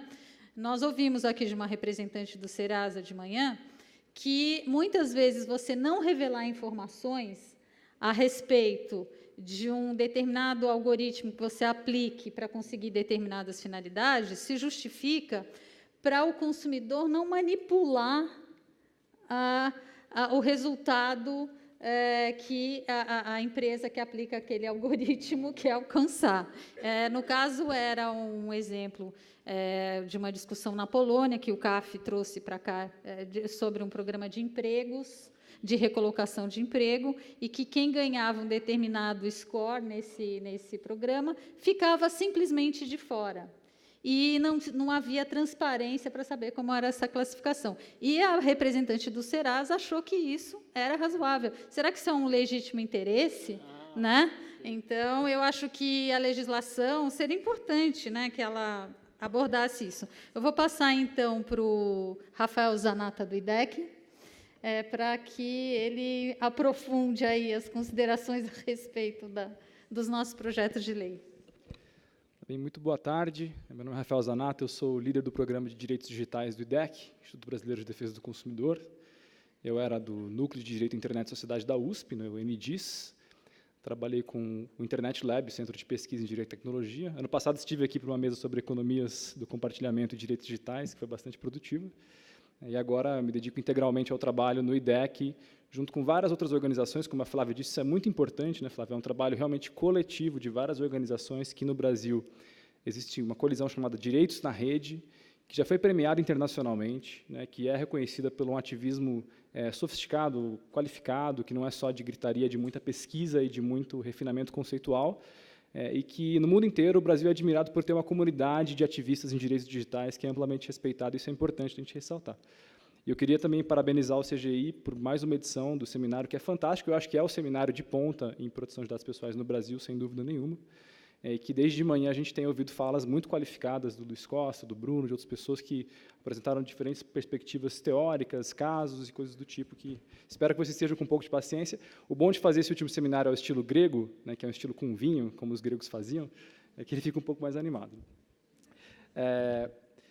Eu acho que, assim, eu queria apresentar alguns pontos que eu considero que são essenciais da perspectiva do IDEC sobre que tipo de lei de dados nós queremos, né? Acho que a gente tem que sair do debate sobre queremos a lei de dados pessoais, né? Isso é amplamente consensual. A grande disputa política e técnica, também numa perspectiva de debates acadêmicos que estão acontecendo, é sobre o desenho final que a Comissão Especial de Tratamento de Dados vai dar, como o deputado Orlando pode falar depois, a partir de algumas disputas que surgiram nos últimos 12 meses, né? E eu queria falar disso, mas ressaltar que as organizações civis não fazem uma defesa do PL 5276 per se. Isso tem que ficar muito claro. Ano passado, evidentemente, acho que em período de maio, surgiu uma carta aberta da sociedade civil, assinada por 42 organizações, né, as principais organizações do Brasil e algumas internacionais, em defesa do conteúdo do PL 5276. Né. Então, isso tem que ficar claro. Não é que existe uma fixação pelo projeto que foi apresentado pelo Ministério da Justiça ou pelo fato de ter sido o PL que a Dilma apresentou. Nada disso. As organizações trabalharam intensamente em várias rodadas de consulta pública e discussão com relação ao conteúdo do PL 5276. E é isso que não pode ser distorcido nessa reta final. E, na verdade, é isso que está em risco. Né? Eu não sei se vocês tiveram conhecimento, se vocês acompanham o trabalho da comissão, né? E a própria incidência, o lobby que é feito diante desta comissão, que eu até elogio o trabalho que o deputado tem feito, e de ouvir todo mundo, de conversar, de ter sempre a porta aberta, isso é importantíssimo, mas houve uma ofensiva do setor privado, e há exatamente um ano foi publicado um manifesto sobre a futura lei de proteção de dados pessoais no Brasil, assinado por uma série de agentes privados. Eu considero esse documento como um documento que epitomiza, ele simboliza, na verdade, essa ofensiva empresarial no debate sobre os conceitos da lei de dados pessoais. Lá eles trazem, por exemplo, várias ideias de como é que deve ser a lei, mudando vários dos conceitos que já haviam sido refinados a partir de vários debates com a sociedade civil.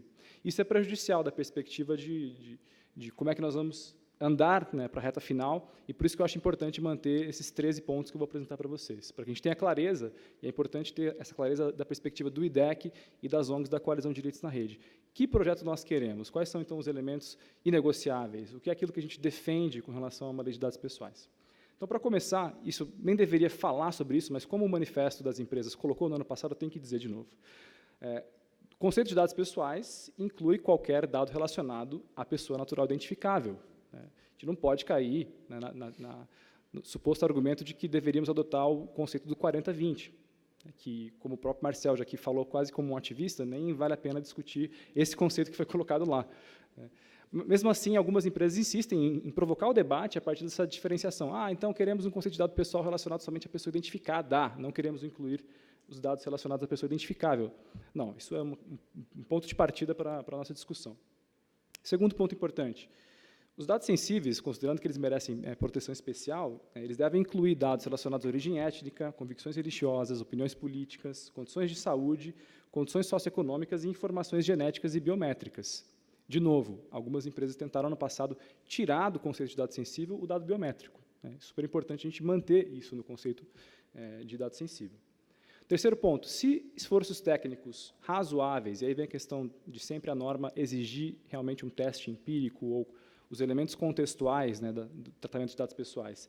Se esforços técnicos puderem reverter os dados anonimizados, eles voltam a ser considerados dados pessoais. Quarto ponto, os dados anonimizados e dissociados que foram utilizados para perfilização, né, para profiling e formação de perfil comportamental merecem proteção e regulação para coibir práticas discriminatórias.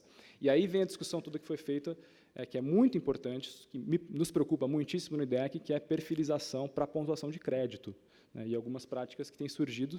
O FTC, por exemplo, tem uma discussão importante, lançada há 4 meses, sobre a indústria de modelos alternativos para a construção de perfis para pontuação de crédito. Esse é um debate que precisa ganhar força no Brasil, a gente tem que ter um instrumento normativo bem construído para isso. 5, consentimento inequívoco e autodeterminação informativa são fundamentos básicos da legislação. Esse é o nosso 5º ponto de partida. Sexto, é importante ter uma legislação que vede as autorizações genéricas para coleta e tratamento de dados pessoais. O PL 5276 é muito claro nesse sentido, né? Ele força a explicitação de uma finalidade para coleta, armazenamento, tratamento e transmissão de dados pessoais. O 7º ponto, que parece que é o consenso do dia todo de discussão, né? A autoridade de proteção de dados pessoais, por mais que existia um problema de competência legislativa do qual ela não pudesse ser desenhada, mas há um consenso de que ela tem que ter um caráter técnico, autonomia financeira, capacidade de monitoramento de práticas de órgãos da administração pública e do setor privado. E aqui, retomando a fala do nosso colega mexicano, a gente tem que se preocupar realmente, enquanto sociedade, de não permitir que ela seja infiltrada pelos burocratas e corruptos, como ele colocou aqui na apresentação. É uma fala forte, mas é importante no sentido de preservar e construir a autoridade da forma mais técnica e qualificada possível, para que isso não tenha essa infiltração. 8º ponto, que é super importante, aqui é o ponto levantado pelo Marcel e também pela professora Laura. No caso de não haver o consentimento ou utilizar-se o legítimo interesse como hipótese de tratamento de dados sem o consentimento, a autoridade de proteção de dados pessoais tem que ter o poder de exigir estudos de impacto à proteção de dados pessoais e, a todo momento, deve-se colocar a exigência de um teste de proporcionalidade e mitigação de riscos. A gente tem que ter cuidado, como o Marcel muito bem disse, estou plenamente de acordo com ele, legítimo interesse é importante, foi uma conquista no debate que nós tivemos nos últimos 2 anos, esse olhar para as hipóteses de legítimo interesse, quando o tratamento realmente é feito dentro de um contexto que faz sentido, que tem boa-fé e que traz inovação, mas, ao mesmo tempo, seria extremamente arriscado, de antemão, pré-definir quais seriam os setores que poderiam utilizar, por exemplo, a legítimo interesse, como é uma tentativa de lobby sendo feita no Brasil. Então, é importante a análise contextual, em todo caso, a obrigação dos testes de proporcionalidade a partir de documentos e metodologias já construídas, como pelo artigo 29, e essa preocupação sempre com mitigação de risco. 9º ponto, e aí mais uma obviedade, mas que é importante, de novo, reforçar nesse debate público. Coleta e tratamento de dados pessoais devem sempre obedecer ao princípio de minimização. Por mais que esteja no decreto de regulamentação do Marco Civil da Internet, a gente vê uma aderência muito baixa do setor privado ainda a obedecer o princípio da minimização. 10º ponto. Além dos direitos básicos de acessar, retificar ou revogar o consentimento de forma gratuita e facilitada, existe também o direito de portabilidade dos dados pessoais, como foi apresentado aqui pela nossa colega da autoridade francesa. É uma conquista no debate sobre proteção de dados pessoais, esse direito. É importante afirmar esse direito também. Isso tem consequências não só da perspectiva de um direito civil, mas também potenciais efeitos econômicos e concorrenciais. 11º ponto. Responsabilidade civil, no caso de reparação de danos causados aos titulares de dados na cadeia de processamento de dados, deve ser objetiva e solidária. De novo, em maio, nós fizemos um debate na audiência pública, na comissão especial, que participou o Leonardo Bessa, promotor de justiça, eu estava lá, outros representantes.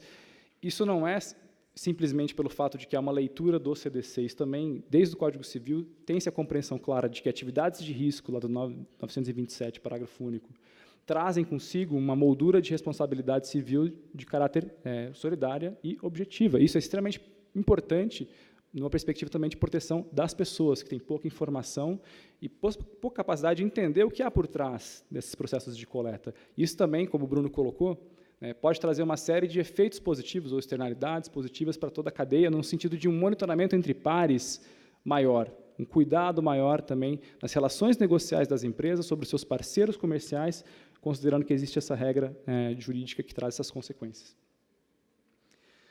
12º ponto, e aí entra de novo na fala que o Bruno colocou.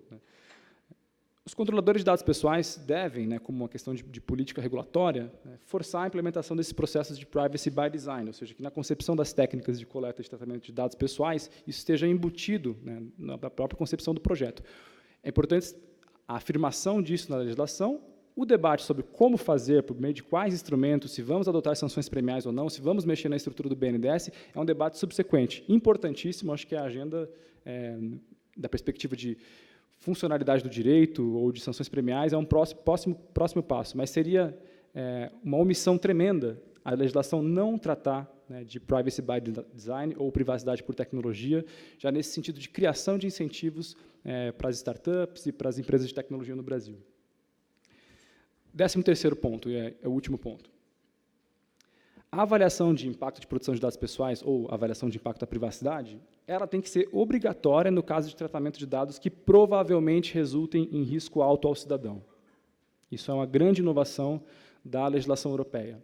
A determinação, e aí entra na problemática da professora Laura, sobre os conceitos mais objetivos, quais seriam as condições de alto risco, isso é determinado posteriormente pela autoridade, a partir de uma série de procedimentos de consulta, de corregulação, ou seja, fazer com que o próprio setor privado identifique também as atividades de alto risco, reporte, documente, e a gente tenha um ganho de informação e maior clareza sobre onde é que nós estamos nos metendo.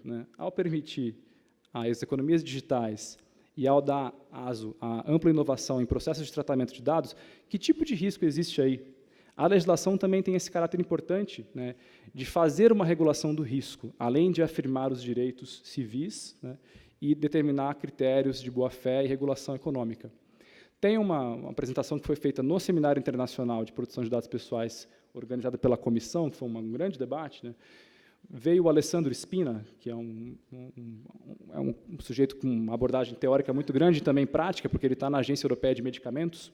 Ele apresentou esse argumento de que a principal mudança na União Europeia, e que acontece também agora nos Estados Unidos, eu vou explicar por quê, é essa ideia de regulação do risco em proteção de dados pessoais. Ele usa o termo, inclusive, de risquificação. Está acontecendo uma risquificação do direito de proteção de dados pessoais na União Europeia. Isso é evidente a partir desses vários instrumentos de estudo de impacto à proteção de dados pessoais. E esse conjunto de obrigações, uma regulação ex ante, digamos, que passa a operar nesse mercado. Nos Estados Unidos, tem uma adaptação importantíssima, que eu considero. Se você olhar o Self-Drive Act, que está em discussão no Congresso americano, que é a legislação de carros autônomos, existe um capítulo especial sobre planos de privacidade, Privacy Plans, que diz o seguinte: se a Tesla, Google, Ford e outras montadoras querem colocar no mercado um carro autônomo, que passa a ser quase como uma plataforma de IoT ambulante, ele tem que ter uma política detalhadíssima das condições de tratamento de dados pessoais, quais dados são coletados e para quê, quais são as técnicas criptográficas utilizadas para transmissão de informação, quais são os incidentes de segurança que vão ser adotados caso tenha algum problema. Enfim, isso é apresentado de antemão, como uma espécie de licenciamento prévio para que aquilo opere no mercado e chegue ao consumidor com a menor condição de risco possível. Então, há também uma riscificação nessa indústria de carros autônomos e outros setores regulados.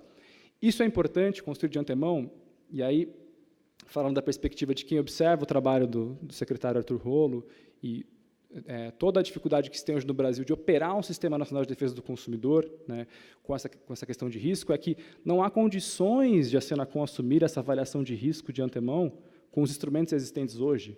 Isso é algo evidente. Então, a Autoridade de Proteção de Dados Pessoais tem que assumir o caráter de proteção de risco e segurança, que também é um dos critérios básicos do CDC. E aí entra uma discussão e debate, uma questão para debater que é importante, que nós vemos mais, nesse trabalho de reinterpretação do Código de Defesa do Consumidor, do que diz essa norma bastante principiológica e que se mantém até hoje, é que a proteção da segurança do consumidor sai um pouco desse paradigma de safety, de segurança da informação, e progressivamente vem para uma discussão de segurança da informação, de como os dados são coletados. E é importante pensar com muito cuidado agora essa divisão de tarefas, digamos, o que fará a Senacom, o que fará a Autoridade de Proteção de Dados Pessoais. No IDEC, entendemos que a Autoridade de Proteção de Dados Pessoais tem que assumir esse trabalho de coordenação, pode muito bem envolver Senacom, CERT-BR e outros atores num sistema de governança, né, do controle de riscos, mas é crucial ter a Autoridade de Proteção de Dados Pessoais como órgão que vá fazer esse trabalho. Então, eram esses 13 pontos, eu deixo para debate com todos vocês. Muito obrigado.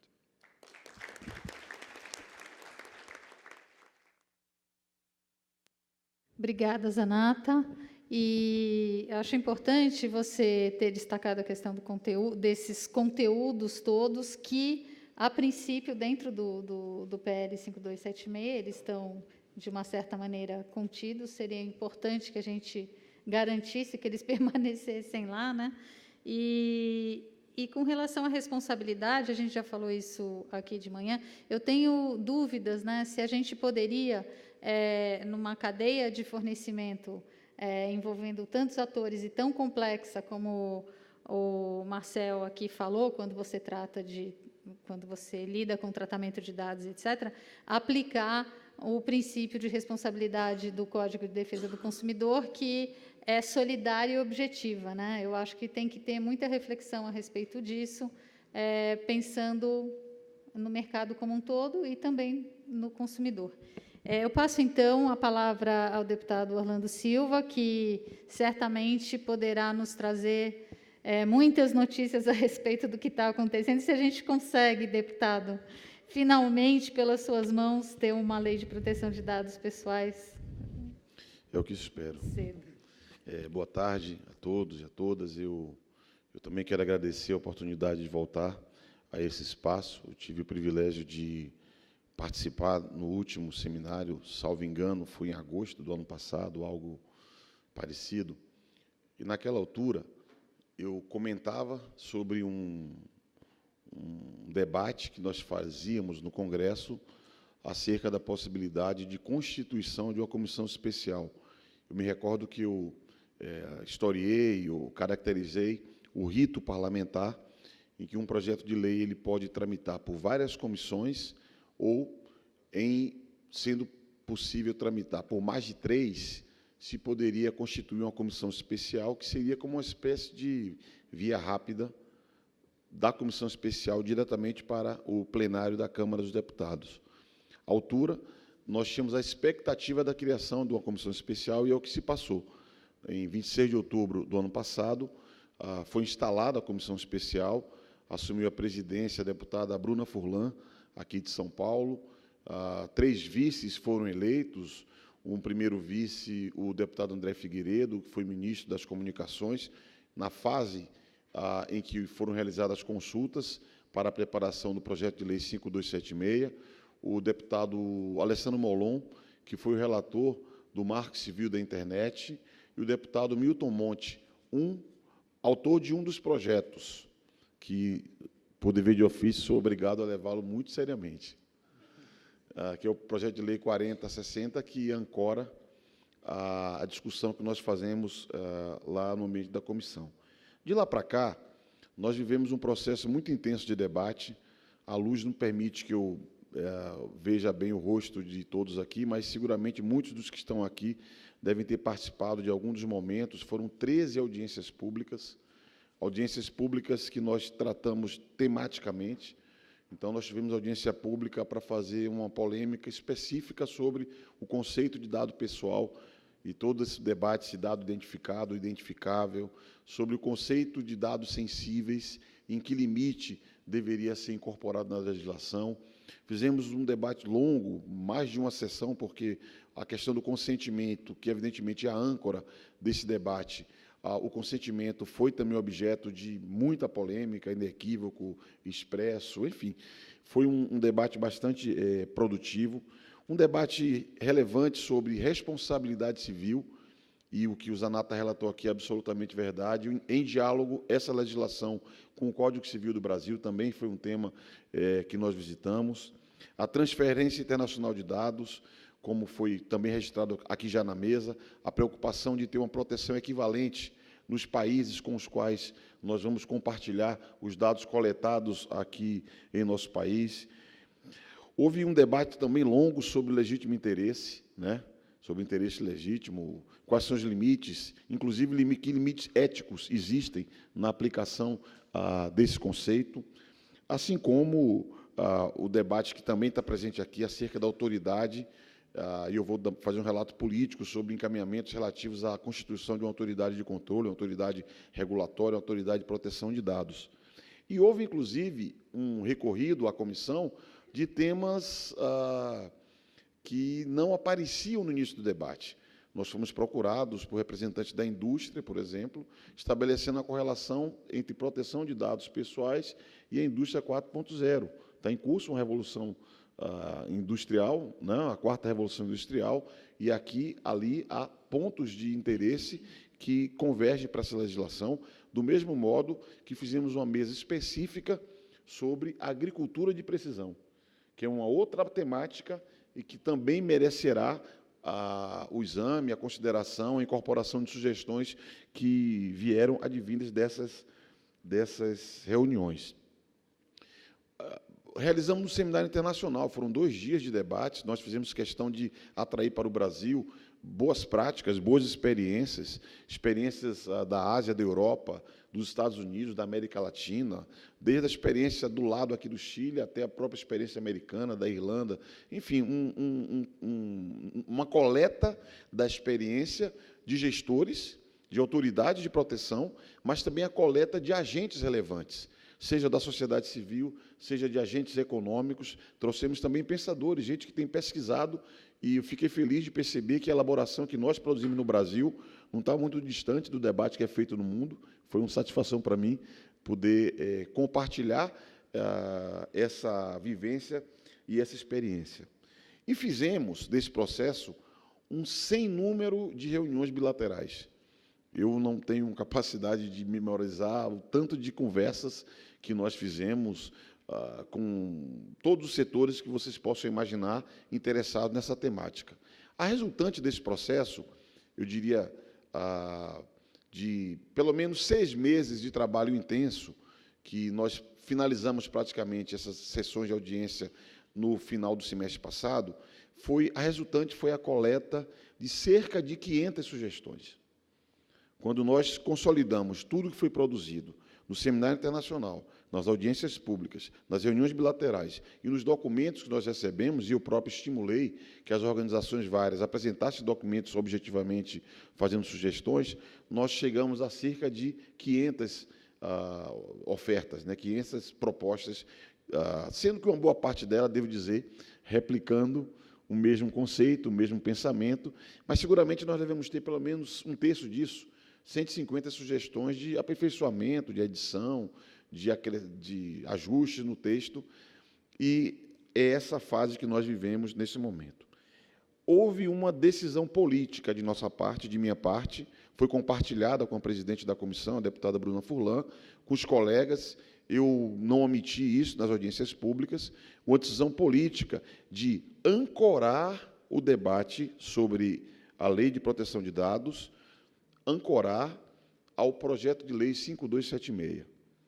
Foi uma decisão política, porque há duas referências, digamos assim, mas nós ancoramos no 5276, que passou a ser o eixo estruturante de todo o debate que nós fazemos. E devo dizer que há um entendimento, um diálogo positivo, a meu juízo, entre o trabalho que fazemos na Câmara dos Deputados e o trabalho que tem sido feito no ambiente do Senado Federal. Eu vivi, como relatei aqui no seminário passado, uma experiência pessoal de construção de uma legislação conjunta entre Câmara e Senado, que foi a atual Lei de Migrações do Brasil, que eu fui o relator, e é muito útil que nós façamos o entendimento para a resultante, porque a Casa Revisora do projeto de lei, se não há um diálogo, pode interferir de modo a desconstruir um trabalho realizado. Então, isso corresponde a uma estratégia política e, como eu percebi a abertura, tanto da parte do senador Aloysio Nunes, quanto da parte do senador Ricardo Ferraço, e a assessoria que acompanha esses senadores, eu tenho investido na construção, no final de um texto, em diálogo com o trabalho que é feito lá. Também reconhecendo que os dois projetos, o PLS 330 e o 5276, eles possuem uma zona de interseção bastante relevante. Eu diria que talvez 2/3 das temáticas tratadas num e no outro possuem uma zona de convergência e, portanto, é possível fazer esse diálogo. E esse é o esforço que nós fazemos no presente momento. A fase atual é a fase de consolidação de um anteprojeto. Um parêntese. Os senhores e as senhoras acompanham a vida política do Brasil e perceberam que o começo desse semestre, portanto, mês de agosto, fomos tomados por uma pauta política, uma denúncia que foi feita envolvendo o presidente da República, e, durante um período, a Câmara dos Deputados se voltou para tratar dessa matéria. Eu sou um agente político, não podia me abster, digamos assim, de participar e ter as minhas responsabilidades estritas, pessoais, partidárias, que me impuseram limites na finalização desse texto. E quem acompanha também a cena política sabe que na próxima quarta-feira é o último dia de um esforço de construção da reforma política, no qual, por dever de ofício, também tenho responsabilidades centrais, o que me tirou um pouco o foco desse tema, mas a nossa perspectiva é que, nas próximas semanas, nós possamos consolidar uma proposta. Já há uma minuta inicial feita pela assessoria, pela consultoria da Câmara, provocando para que nós possamos provocar uma avaliação, numa nova volta de conversas bilaterais. A minha expectativa é retomar o diálogo antes de apresentar para a decisão no ambiente da comissão. O próximo passo, eu devo apresentar um relatório à comissão especial. Esse relatório deve ser votado na comissão especial e, ato contínuo, esse projeto vai ao plenário da Câmara. Eu tenho autorização do presidente da Câmara para definir o texto, e, no prazo que definir o texto, ele se comprometeu conosco de, no prazo mais breve, colocar essa matéria no plenário da Câmara dos Deputados. A perspectiva de que seja uma lei, como disse, referenciada no 5276, consolidando conceitos, que seja uma lei principiológica. No debate apareceu muita preocupação de que a legislação brasileira tolhesse a inovação. Nós procuramos, ao longo de toda a discussão, afastar essa preocupação. É o nosso desafio, ter uma lei que tenha a flexibilidade, que não corra o risco de obsolescência no ato contínuo, a sua sanção. Agora, ao mesmo tempo, eu manifestei e reafirmo aqui uma preocupação de que a lei não seja genérica, de modo a que ofereça risco de produzir insegurança jurídica.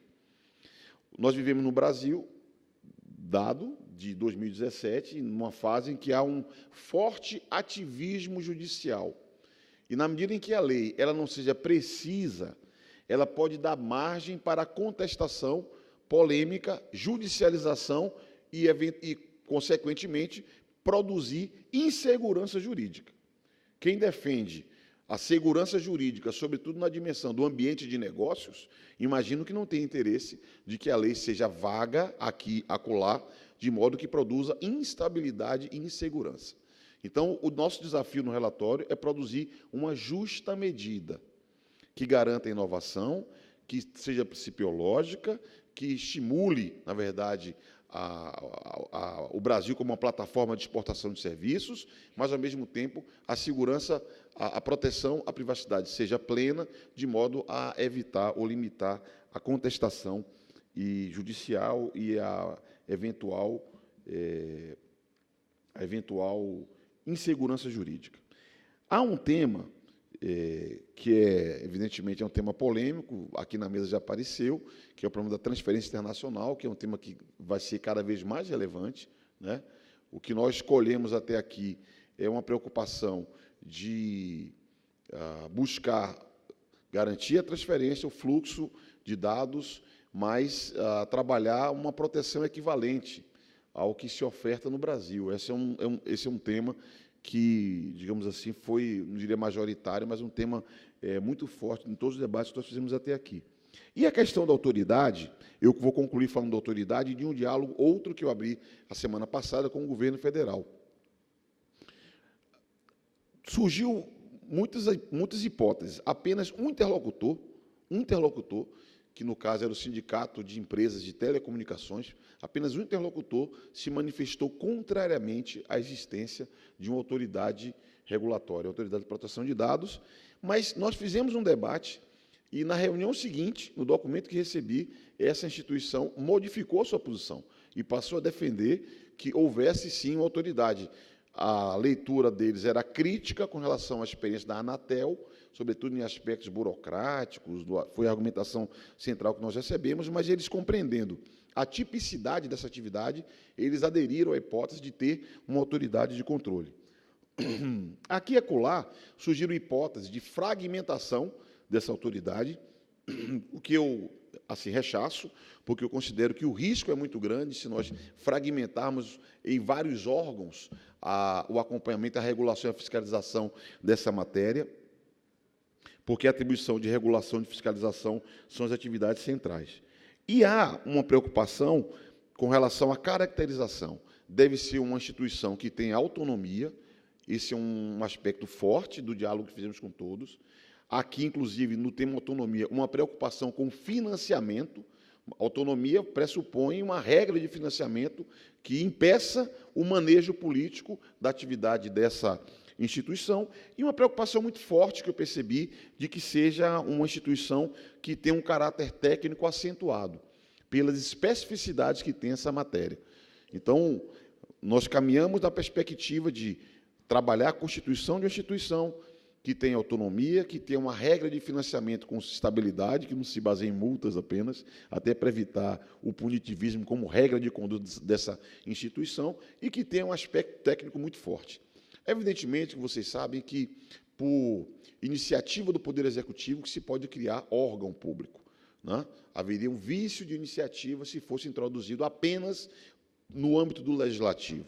Na semana que passou, eu fiz uma reunião com o ministro do governo, o ministro Eliseu Padilha, que é o ministro-chefe da Casa Civil, que tem um papel central no governo. Evidentemente que o Ministério da Justiça tem um protagonismo grande, foi quem iniciou das consultas, elaboração e apresentou o texto. O MCTI tem um papel-chave, pela natureza própria que tem essa instituição, mas a opção do diálogo com o Ministério da Casa Civil diz respeito ao papel coordenador que tem na gestão do governo, né? E eu diria para vocês que foi uma reunião muito produtiva, meu tempo acabou, eu encerro não mais que um minuto, eu diria que foi uma reunião muito produtiva. Nós apresentamos a nossa referência do projeto de lei 5276 e apresentamos como tarefa-chave o diálogo com o governo e, a partir da iniciativa do governo, a constituição dessa autoridade de proteção de dados pessoais. Não houve conclusão nessa agenda, houve uma definição de um calendário de conversas, de modo que nós possamos produzir essa legislação, que eu nutro a expectativa que nós votaremos ainda esse ano. O texto final será um texto, creio, em diálogo com o Senado, e espero que nós possamos votar do texto da Câmara, conectar com essa iniciativa do Poder Executivo de criação dessa autoridade de controle. Esse debate que se vive no Brasil, de que uma questão fiscal seria um impedimento para a criação de uma autoridade, ou a crítica que existe, é uma crítica muito forte por parte do gigantismo do Estado brasileiro, eu queria que essa é uma polêmica que, inclusive, um espaço como esse tem um papel-chave para fazer. Na universidade, os agentes econômicos, a sociedade civil, creio que deve comprar um debate político, porque tem órgãos e órgãos que são criados. Tem órgãos que são discutíveis a sua existência, mas seguramente esse órgão não, porque é um órgão que é fundamental para a proteção da cidadania e chave para o estímulo ao desenvolvimento econômico. Então, seja no plano econômico, seja no plano da cidadania, dos direitos humanos, dos direitos das pessoas, eu creio que esse é o órgão-chave e é um tema que nós devemos dialogar com o governo.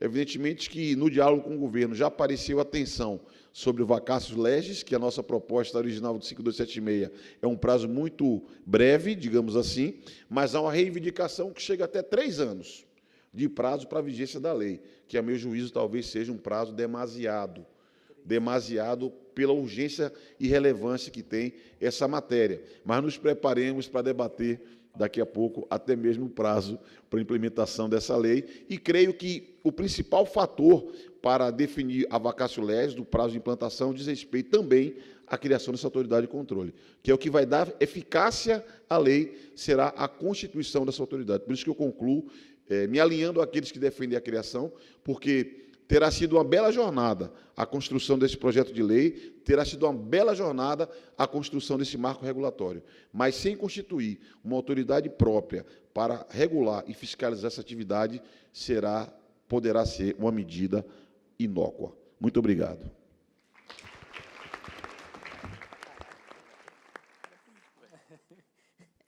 Muito obrigada, deputado. A professora Laura Schertel vai se ausentar por conta do voo que ela tem agora, então ela nos abandona aqui, mas quem tiver perguntas pode mandar, a gente encaminha para ela, pode ser, Laura? Ok. Então, nós vamos ter agora 20 minutos para debates, né? E eu já gostaria de saber quem pretende perguntar. Vamos fazer, como a gente já fez anteriormente, blocos de 3 perguntas, e aí a gente vai passando pela mesa, por favor.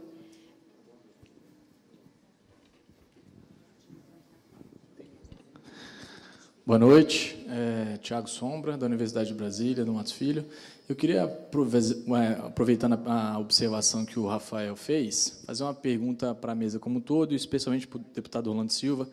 Estive na audiência pública sobre transferência internacional de dados, e um ponto que me causa uma certa preocupação, deputado, é que o projeto, na parte de responsabilidade civil, ao contrário do CDC, que tem 2 hipóteses de exclusão de responsabilidade, o projeto de lei de proteção de dados não tem nenhuma hipótese de exclusão da responsabilidade, ou de exclusão ou de atenuação, de mitigação.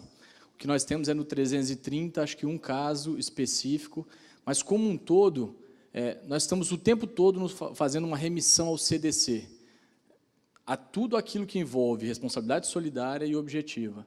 Mas, no momento em que nós temos que também nos focar nos aspectos relativos à exclusão da responsabilidade, uma causa excludente do artigo 14 do parágrafo 3º do CDC, eu não tenho visto esse debate se colocar. Nós não temos nenhuma hipótese de exclusão da responsabilidade dentro do projeto. E esse era um assunto que eu gostaria de ouvir à mesa, porque, eventualmente, é possível que até mesmo as hipóteses do parágrafo 3º do artigo 14 do CDC, de uma outra roupagem, ocorram dentro da perspectiva do projeto, quando não exista relação de consumo. E aí a minha pergunta é, e quando não houver relação de consumo, como é que nós vamos ficar? Sem nenhuma hipótese de exclusão de responsabilidade civil? Obrigada. Outra pergunta?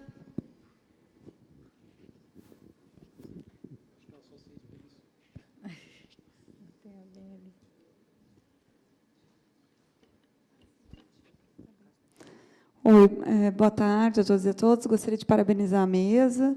Foi um aprendizado imenso com as respectivas falas. O meu questionamento é, vinculando um pouco que foi... Você poderia se identificar, por favor? Eu sou professora Thaisa, da Universidade Federal do Paraná, da Clínica de Direitos Humanos.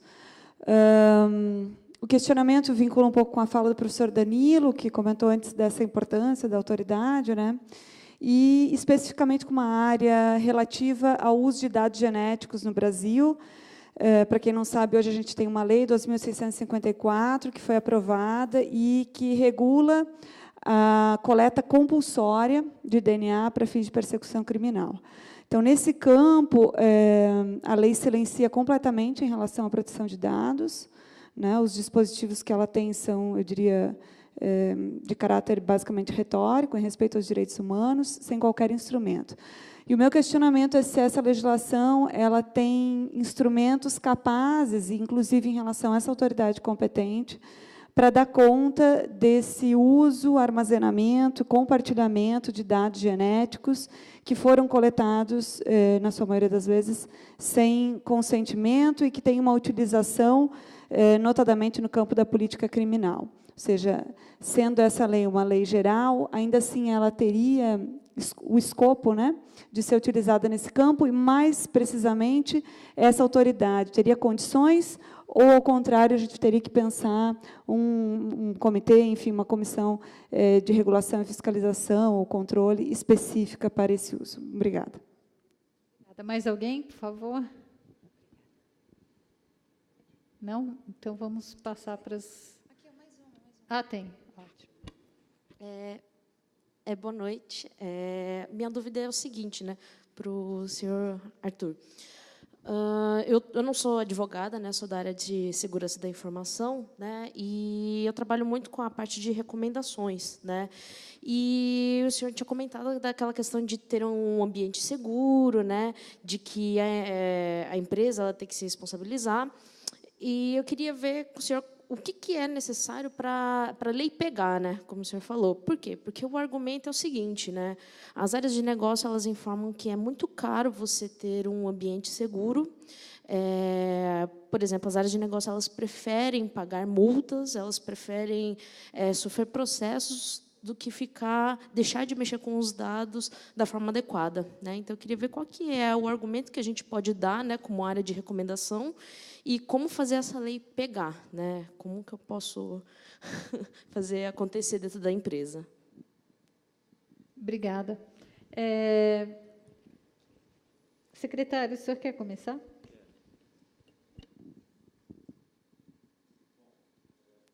Falar da questão das excludentes de responsabilidade do Código de Defesa do Consumidor, artigo 14, parágrafo 3º, fala que o prestador de serviço, no caso de defeito na prestação de serviço, só não será responsabilizado quando provar que o defeito inexiste e quando comprovar a culpa exclusiva do consumidor ou de terceiro.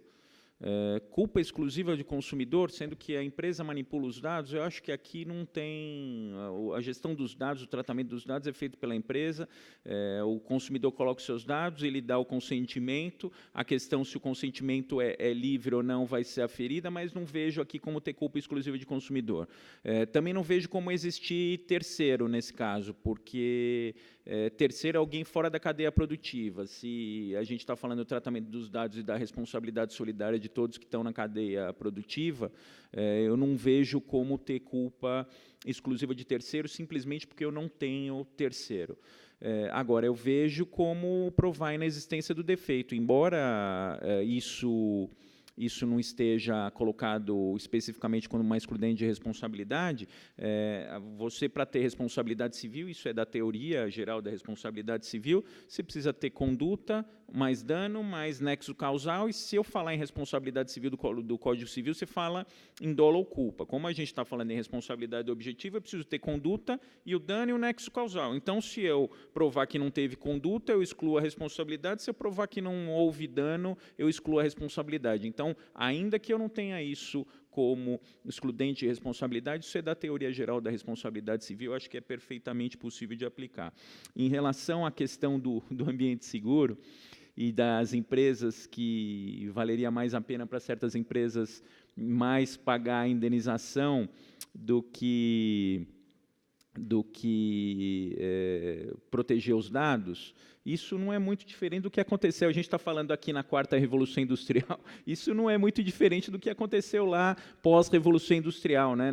Nos livros de direito do consumidor tem o caso lá da Ford, que a Ford fez um carro, o carro teve lá um problema de concepção, e aí eles falaram, o que a gente faz? A gente deixa que os consumidores sofram acidentes e indeniza, ou faz um recall. Naquela época não tinha ainda recall, né? E aí o que eles decidiram? É o famoso capitalismo selvagem, decidiram indenizar os consumidores. Em algum momento, e eu acho que a legislação está aí para isso, não vai poder valer a pena para a empresa. Inclusive, esse PL que é a pedra, o que aglutinou, né, que segundo o deputado 5276, ele fala no seguinte, de divulgação ampla de eventual vazamento de dados, que seria uma espécie de um recall, vamos dizer assim. É uma forma de você dar amplitude do vazamento dos dados para justamente minimizar os efeitos do vazamento de dados. Isso daí eu acho que é um ponto fundamental e a gente tem que prestigiar. Assim como aqui no Brasil a gente tem prestigiado o recall, eu acho que a gente tem que ver uma forma de prestigiar as empresas que agem com transparência e vêm publicamente falar falar do vazamento dos dados, porque a partir do momento que isso acontece, eu minimizo os efeitos. E aquela empresa que não falar do vazamento de dados e que for descoberto, aí tem que descer a lenha nela, como se diz no popular, aí é multa.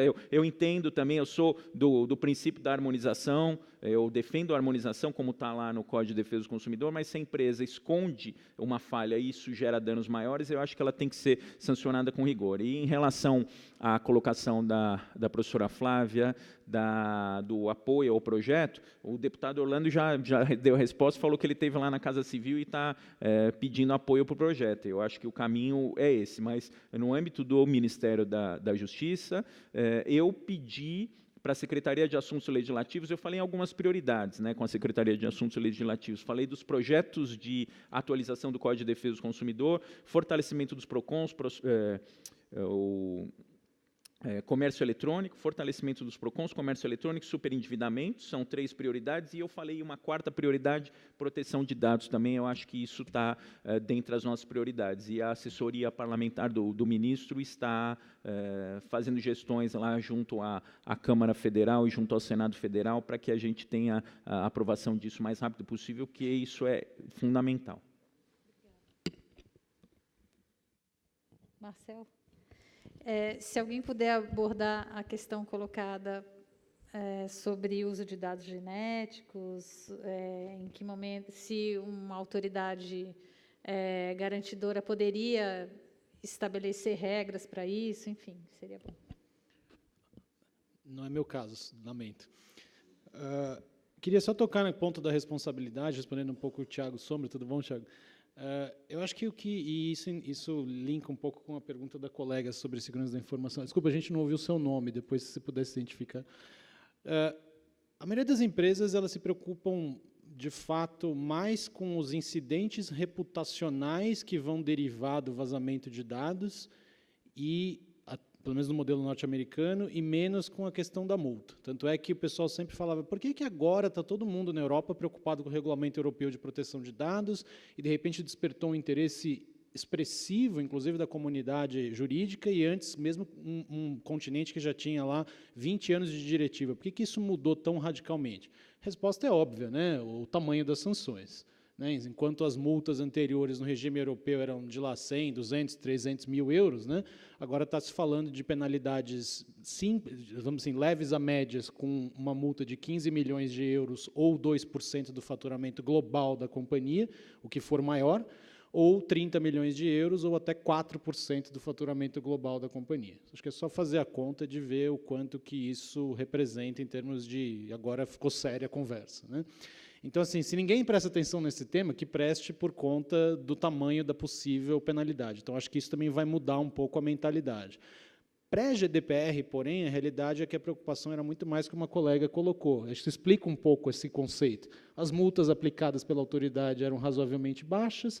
No modelo americano, você tinha alguns cenários em que a notificação compulsória para a população, não para a autoridade, só podia ocorrer depois que um número significativo de titulares tivesse sido afetado. Isso, inclusive, é uma loucura no direito americano, porque isso é regulado por estado a estado, né? O data breach lá é uma regulação estadual. Então, tem estado que, por exemplo, tem que ter 500 pessoas afetadas para você ter que colocar aviso do data breach nos jornais de grande circulação. Outros exigem mais gente ainda, outros exigem prova concreta do dano.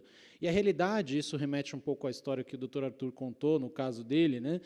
A tutela individual do vazamento de dados, de qualquer problema, na realidade, de proteção de dados, ela é muito complexa, né? Há sempre esse argumento de dizer, como é que... vazou esse dado, mas prova para mim um dano imediato. É difícil, às vezes, de aferir, né? É muito difícil você demonstrar a causalidade entre por que vazou meu dado, alguém tomou posse desse dado e 6 meses depois criou um cadastro falso e conseguiu fazer isso. Provar que isso veio desse vazamento original é razoavelmente complicado. Então, eu diria que eu concordo com a sua preocupação de que talvez a gente pudesse buscar no direito civil e consumidor, de uma maneira geral, essas excludentes gerais de responsabilidade, mas que a lei poderia ser interpretada para dizer, já que não tem, então não há. Então, entendo perfeitamente a sua preocupação, mas creio que o problema maior que existe hoje, pelo menos da preocupação maior das empresas, é essa questão do public shaming como forma de sanção.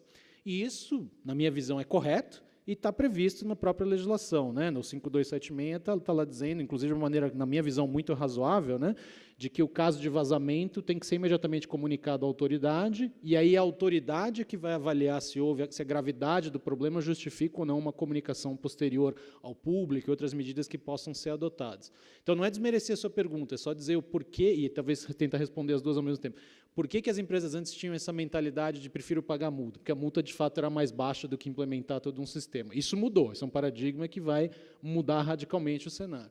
E o que se imagina que vai acontecer, então? Vai ter uma preocupação conjunta da responsabilidade com essa questão do aviso sobre vazamentos e outros incidentes de uma maneira geral. Sobre a questão genética, eu, infelizmente, não ouso tentar responder, porque é algo que, até onde eu sei, os projetos têm a previsão de excepcionar o uso de dados pessoais pelas autoridades de segurança, pela polícia, de uma maneira geral, mas aí eu devolvo o problema da harmonização para o legislativo presente aqui na mesa, se o deputado permitir a brincadeira, né? Obrigada, Marcel. Zanata. Eu acho que o doutor Arthur e Marcel cobriram suficientemente as duas questões, né? Eu acho que eu estou de acordo com o Arthur no sentido de que não há necessidade de explicitação de excludentes de responsabilidade, porque o próprio sistema jurídico brasileiro dá conta de uma interpretação por base das bases do direito civil e também porque a autoridade poderia fazer esse exercício de interpretação. Então, acho que abre-se um risco muito grande, né, numa reta final de um lobby muito intenso de alguns setores para cavar excludentes de responsabilidade que iriam beneficiar mercados específicos. Eu acho que, nesse momento tenso de política e de lobby intenso, não é uma boa estratégia enquanto sociedade a gente caminhar nesse sentido. Agora, a fala do deputado Orlando no sentido de que a pauta pela autoridade tem que ser uma pauta da sociedade, eu acho esse ponto extremamente importante. E esse é um enorme gargalo para a gente, né? Enquanto sociedade civil organizada, a gente tem uma dificuldade enorme de comunicação, e por isso que a gente se estruturou nos últimos meses para lançar a campanha Seus Dados São Você, que tem esses broches bonitinhos que vocês podem pegar aqui, que estão distribuídos, que a gente vai lançar amanhã, publicamente, aqui no seminário. Que uma das narrativas da campanha é a autoridade de proteção de dados já, ou seja, explicar para as pessoas que isso importa, para elas entenderem os meandros, né, da proposta legislativa, entender a importância de autoridade, porque, se não tiver a demanda de baixo para cima sobre por que isso importa, talvez o governo vá olhar só para uma questão que é assim, então, quais são realmente os benefícios econômicos e quais são os setores que eu estou beneficiando por parte dessa legislação? E tem que ter um contrapeso que bom, essa é uma demanda social, essa é uma demanda da sociedade, as pessoas precisam disso, querem isso, conhecem, defendem. Então, evidentemente, vai ser super difícil, e aqui fazendo uma autocrítica das ONGs, eu acho que nós erramos muito ao criar narrativas sobre lei de dados pessoais, porque nós ficamos numa linguagem muito abstrata, então, falando da lei de dados pessoais per se, né, e também numa crença muito grande de que o trabalho do Ministério da Justiça iria se concretizar e numa aposta de que o movimento federal ia dar certo, né, e os dois caminhos foram frustrantes. E agora a gente está num redesenho total de estratégias de comunicação para falar de casos, para falar de farmácia, de aplicativo de supermercado, de pontuação de crédito, para mostrar esses riscos e potenciais danosos para que as pessoas entendam, bom, então a gente precisa realmente de um corpo independente e qualificado para cuidar disso aqui, porque isso aqui está no meu cotidiano, não é um bando lá de juristas do CGI falando de que a lei de dados pessoais importa, né? Então, esse aspecto é extremamente importante. E aí fico curioso para entender também, da perspectiva de um diálogo com a Casa Civil, o quanto que o próprio governo estaria apto a ouvir demandas sociais, né? Porque também, com um nível de aprovação de 5% e um encastelamento completo em Brasília por parte do governo federal de não dialogar com as demandas sociais e não se abrir para a sociedade, talvez a gente tenha esse problema também, né? Nós investimos numa estratégia de comunicação que vai fortalecer a pressão social, mas o governo não ouve. E aí, como é que a gente faz? Então, é uma questão muito delicada do nosso momento político, né? E acho que isso é algo para se discutir também. O último ponto, eu acho que, com a demanda de uma vacatio legis de 3 anos, e nós ouvimos isso lá no Seminário Internacional, a gente precisa, e aí que é a fala que eu fiz lá no Seminário Internacional, a gente precisa pensar muito seriamente numa política de transição na qual a Secretaria Nacional do Consumidor pode se estruturar temporariamente, né, de uma forma mais capacitada, com mais recursos, com uma estratégia de coordenação entre vários setores, entre universidades e ativistas, e CERT-BR, enfim, ter uma espécie de desenho institucional temporário para dar conta, né, desse período de transição, porque me parece absurda o cenário de que a vacância de 3 anos a gente iria esperar tudo isso se concretizar e se desenhar. Então, tem que estar bastante no nosso horizonte de ações no curto prazo a nossa política de transição, digamos, o que se faz, então, até que se tenha o cumprimento da vacácio. Um pouco a acrescentar, eu recolho a sugestão do Dr. Tiago Sombra para as preocupações do texto final. Eu acho que a reflexão feita sobre a mesa fez, quando não há relação de consumo, é uma reflexão positiva. E o tema dos dados genéticos é bastante complexo, bastante sensível, como são os dados de saúde, né, da saúde da população. O Brasil é rico nas informações, e seria desejável que essa autoridade tivesse capacidade, ou tenha capacidade de processar e proteger essas informações. Mas é um tema aberto, um tema a ver. Espero que, ao fim, nós consigamos pôr de pé. Eu só concluo a minha participação aqui, retomando, polemizando com o Zanata. Um tema da sociedade é um tema da sociedade. Esse problema da autoridade de proteção de dados, é importante que haja mobilização de toda a sociedade, não apenas da sociedade civil que debateu, mas dos próprios agentes econômicos que têm interesse. E provoca a sociedade civil que se manifeste. Se o governo ouvirá ou não, é um problema do governo, digamos assim, mas não pode haver a omissão por parte da sociedade civil, até porque eu sei que há gente se manifestando. Então, se não houver da parte da sociedade civil, talvez tenhamos uma expressão parcial dos interesses da sociedade brasileira. Mas, de todo modo, agradeço uma vez mais a participação e muito obrigado. Muito obrigada aos palestrantes. Não quero deixar de colocar aqui que até lá, como o Zanata falou, até lá, né? Até a gente ter a lei, até ter o vacácio, como é que a gente vai fazer? Bom, a gente tem que fazer valer instrumentos que foram muito difíceis de serem conquistados. A gente tem hoje, no decreto que regulamenta o Marco Civil da Internet, um sistema de acompanhamento, fiscalização e transparência a respeito do cumprimento das obrigações que foram fixadas no Marco Civil da Internet, envolvendo a Anatel, envolvendo a Senacom, envolvendo o CAD, e tendo o Comitê Gestor da Internet como definidor de diretrizes para orientar o trabalho dessas entidades todas. Infelizmente, essas entidades ainda não estão estruturadas num trabalho